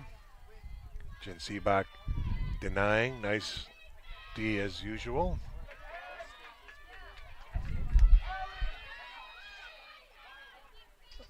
Oh, hit the pipe. That was the PLL. That'd be a two-pointer. That was a little bit from a distance. But the goalie's best friend, the pipe, and the second best friend is Trainer, number 11. Steaming down the side there.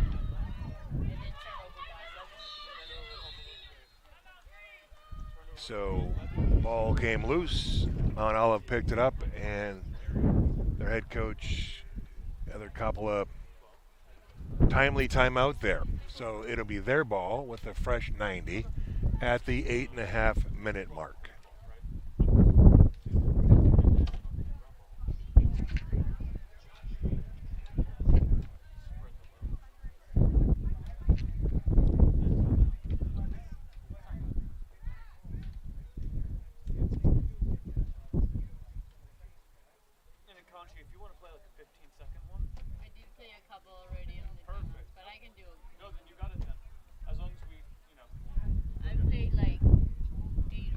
I think this is this might be their last timeout for Mount Olive. I think you only get 2 per half.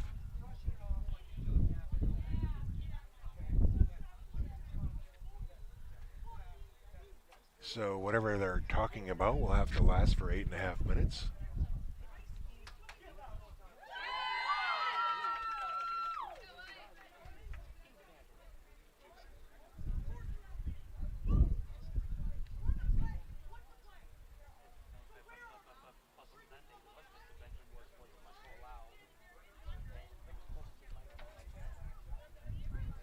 They're having a spirited discussion, are the Trojans.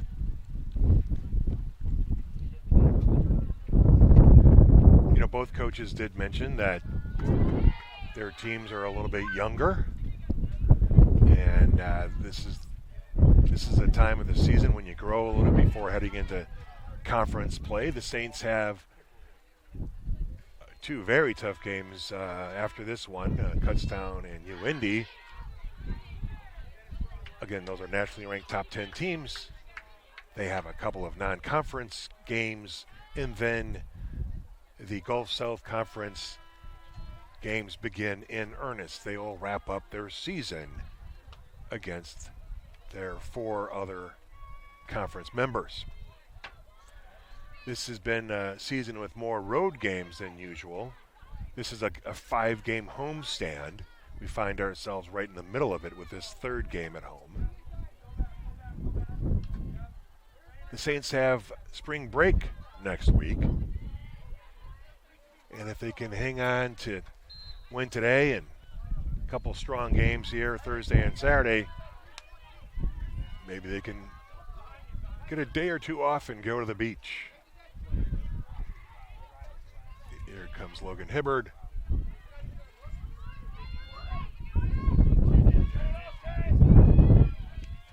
Just over 8 minutes to go.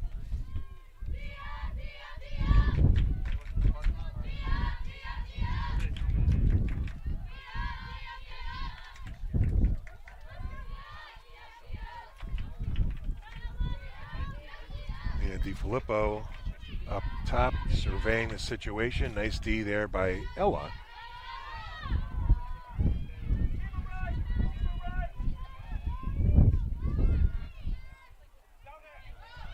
Maddie Hartsock forcing the issue, and they made a bad pass thanks to the pressure she was applying.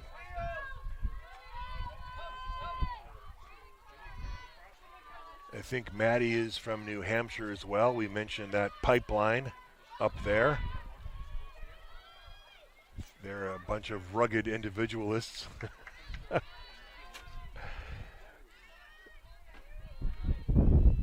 From that state. 7 minutes in the game. Ella Pinder now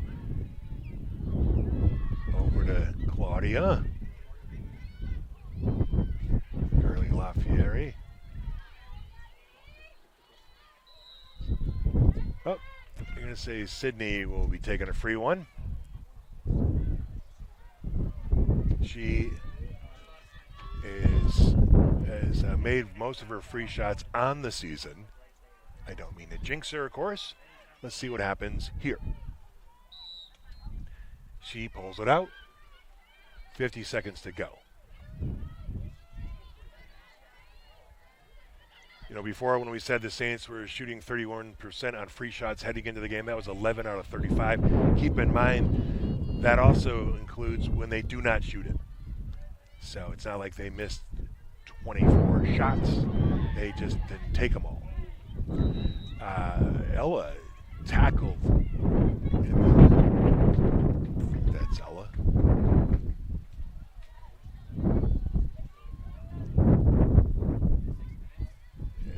Yeah, is that 15?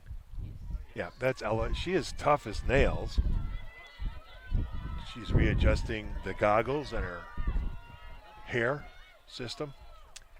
And she'll take this free shot. I think she might put a little something extra in this one. And the ball came out. But she scoops it up, and the Saints retain possession with 20. Okay. Maddie Hartsock scoops it up. 10 seconds on the clock for the Saints. 5 seconds. Sydney Oniga takes the shot. And they're calling a yellow.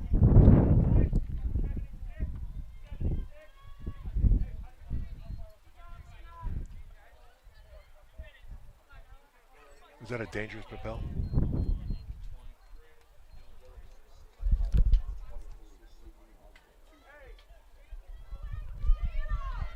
That is a 2-minute penalty on Sydney. My guess would be dangerous propel. It might hit someone's foot.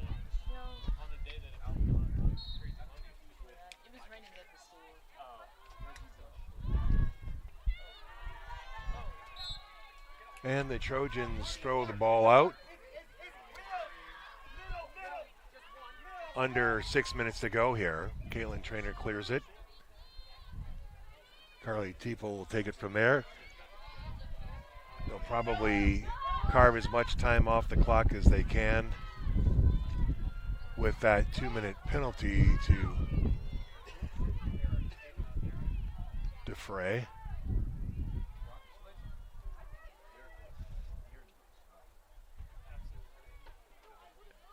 And, a lot of the Saints starters, of course, are still in the game, too, on offense.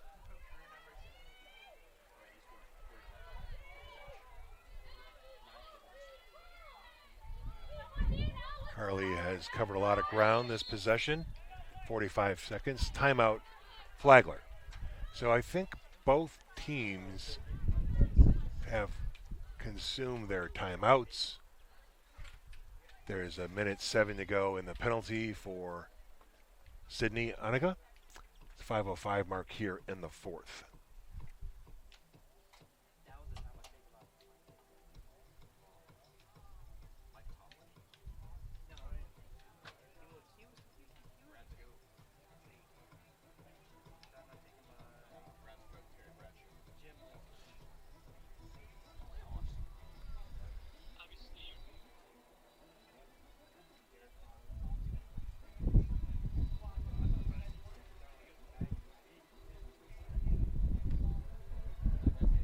Not a lot of additional information to share with you. We've covered a lot of ground this afternoon, and yeah, we've been here for 2 hours and 10 minutes on the game.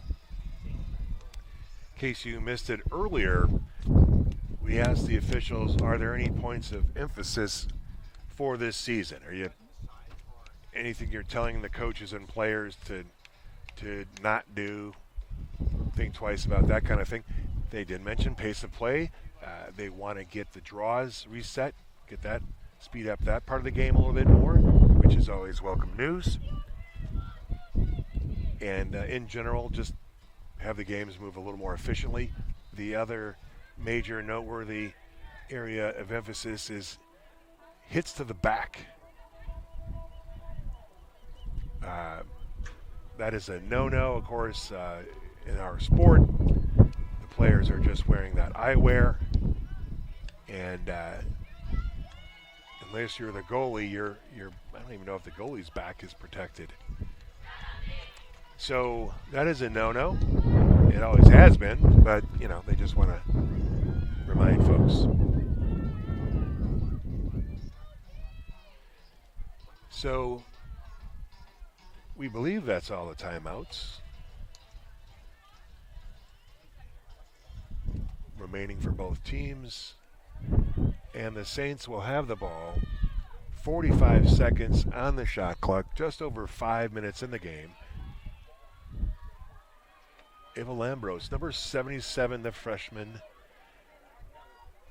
has 3 Trojan players kind of giving her a menacing look here.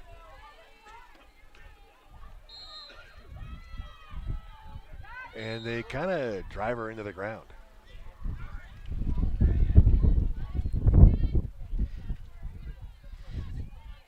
I guess if you're going to give someone a menacing look, you should menace them. I don't know if that's a thing, but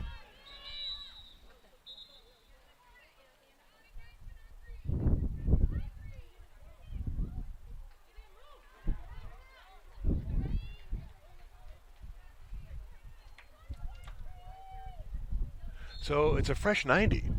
So this will allow the Saints to kill off the 52 seconds remaining on the yellow card if they elect to do so, or they can just...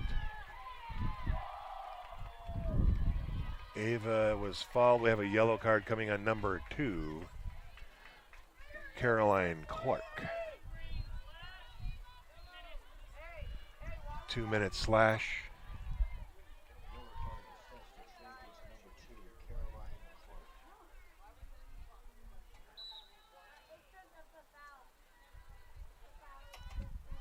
So the Saints come in on offense. Carly Teeple up top, flipping it over to Ella Pender. Those two have had a pretty successful outing today. Some of the girls, some of the players have classes yet this afternoon. If there's any doctors out there that can write a note, maybe slip them a note, say they need to rest or something, rehydrate. 10, 9, 8, 7, 6, 5, 4, 3, 2, 1, release. So the penalty has been killed for the Saints. The Mount Olive player has another minute 8 to go. Here comes Sydney Oniga after a breather to think about what she did. 31 seconds on the shot clock.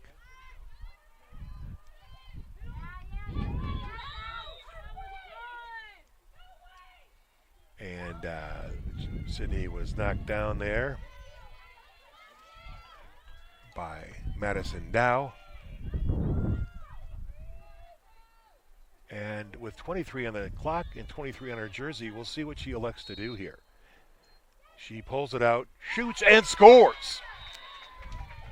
It was in the numbers. So Sydney Oniga with a goal, making the score 16-7. She was in the penalty box there for 2 minutes. Used that time productively, said, what am I going to do next? I got to get in there and score another goal. That is at least her second goal on the afternoon, to go with a couple of assists. So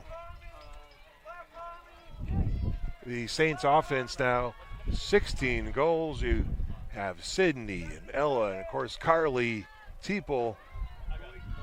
When they're cooking, good things happen, and they have had for Flagler here this afternoon. 3:33 to go in the game, 16-7. McGinnis and Broom at the mid-circle there.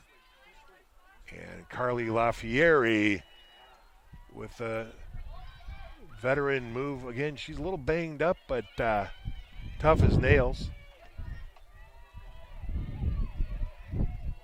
So the Saints have it on offense. See if they take their time here. Number 36 in the ball game.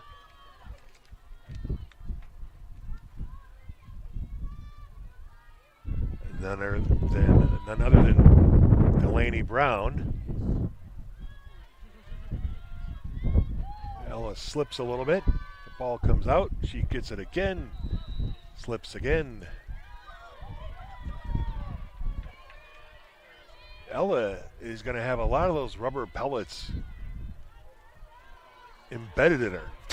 She's taken some hard hits to the ground. Of course, she goes so hard as well. She is a fast, aggressive player, and that's going to happen. She pulls it out. Carly Teeple is fouled as she makes her way to the cage. So it's at the 2:33 mark here in the game.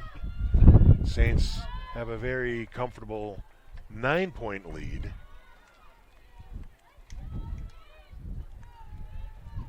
As you may recall, the Lynn score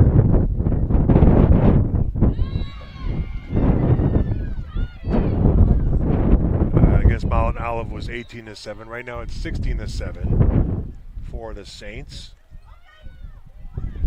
Lynn came over here to Flagler to play a neutral site game on Saturday against the Mount Olive Trojans. Here comes Carly again. That one is blocked there by the goalie. Nice effort there to deny Carly Teeple twice in a row is no easy feat for a goaltender. And they rule it in favor, awarding the ball to the Trojans.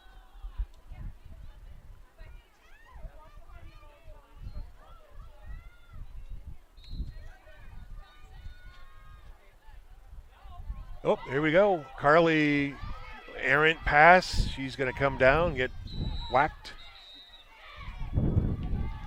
They're calling that a yellow card on number 31. There's 2:09 to go in the game. She'll take a break for all but 9 seconds of that. That's Alex Goodale. I think that might be her second yellow card.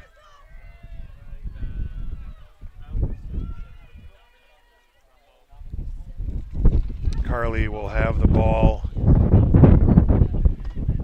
near side here. The wind is picking up, as you might hear.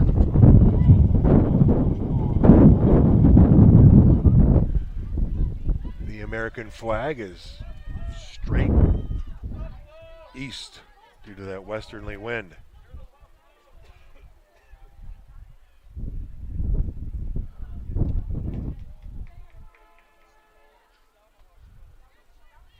We have a large crew here. What do we got? 9 people up here in the booth? Are most of you guys students? All right. Yeah. Good crew of Flagler Saints here supporting the athletic department. Thank you for all you guys do. It's a good reminder. It takes a lot of folks to put these games on. Maybe hit that donate button, you know. I realize we just had to raise and roar, but if you didn't get a chance to donate then, Carly Teeple just scored, and she said, donate now. Let's donate. If you haven't, that brings the lead to 17 to 7-10 goals. That is her 6th goal on the game for Carly. I believe, I don't know if you call it a double hat trick, but that's what it is.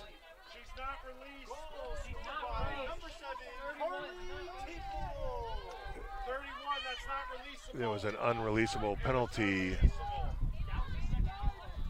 because it was her 2nd yellow card. The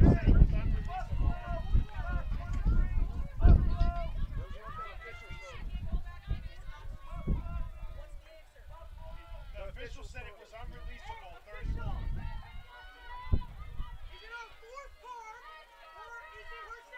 So it's under a minute to go here. There is some debate about the releasability of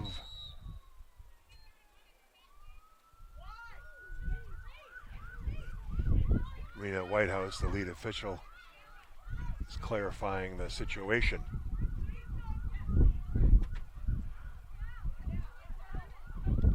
And with a 10-goal lead and 50 seconds to go, I mean, still want to have that clarity, I guess. No, yeah.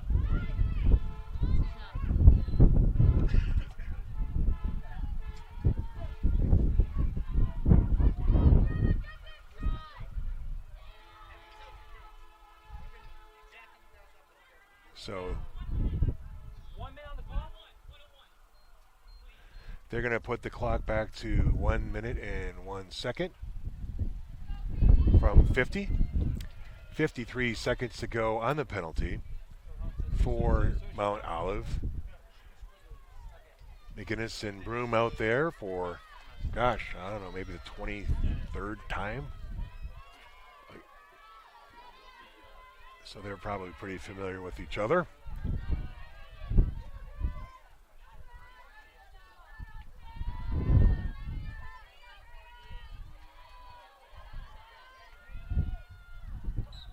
And the last minute of play is underway. Mia Cosentino, the freshman number 3, picks it up for the Saints.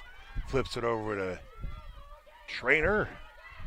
Trainer has reached that level where she goes by one name, Delaney Brown. Like, now this dates me a little bit, but Sting and Madonna, like those one-name people. I guess now Beyonce, you know, would be in that category. But everyone knows who it is when you say Trainer. Number 11 has a tremendous career here for the Flagler Saints. Started out her career at Fresno State in California. That program dissolved, and we have been the beneficiaries of that situation.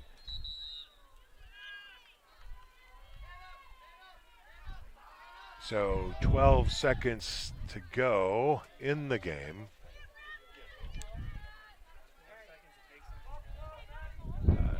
Let's see here. There's going to be a few changes for the Saints. A yellow card misconduct called on number 12, Maddie Fredis. So I don't know if she has to stay over another minute, 50 seconds or something, but that will for sure take us through the end of this game with 12.7 seconds left to go. 90 on the shot clock. Let's see what they're going to do here. Ella shoots. And she got a dangerous propel with that one. So the end of the game here is kind of yellow card city. It was a shot with a few people, but it was high too. So if the opposing players were 8 feet tall, it would have hit them maybe. And that will do it. Thank you so much. 17-7 win for the Flagler Saints against the Mount Olive Trojans here at Flagler Lacrosse Field. Thank you so much for tuning in. We'll see you on Thursday, 6 o'clock, for the game against the Kutztown Golden Bears. Have a great afternoon.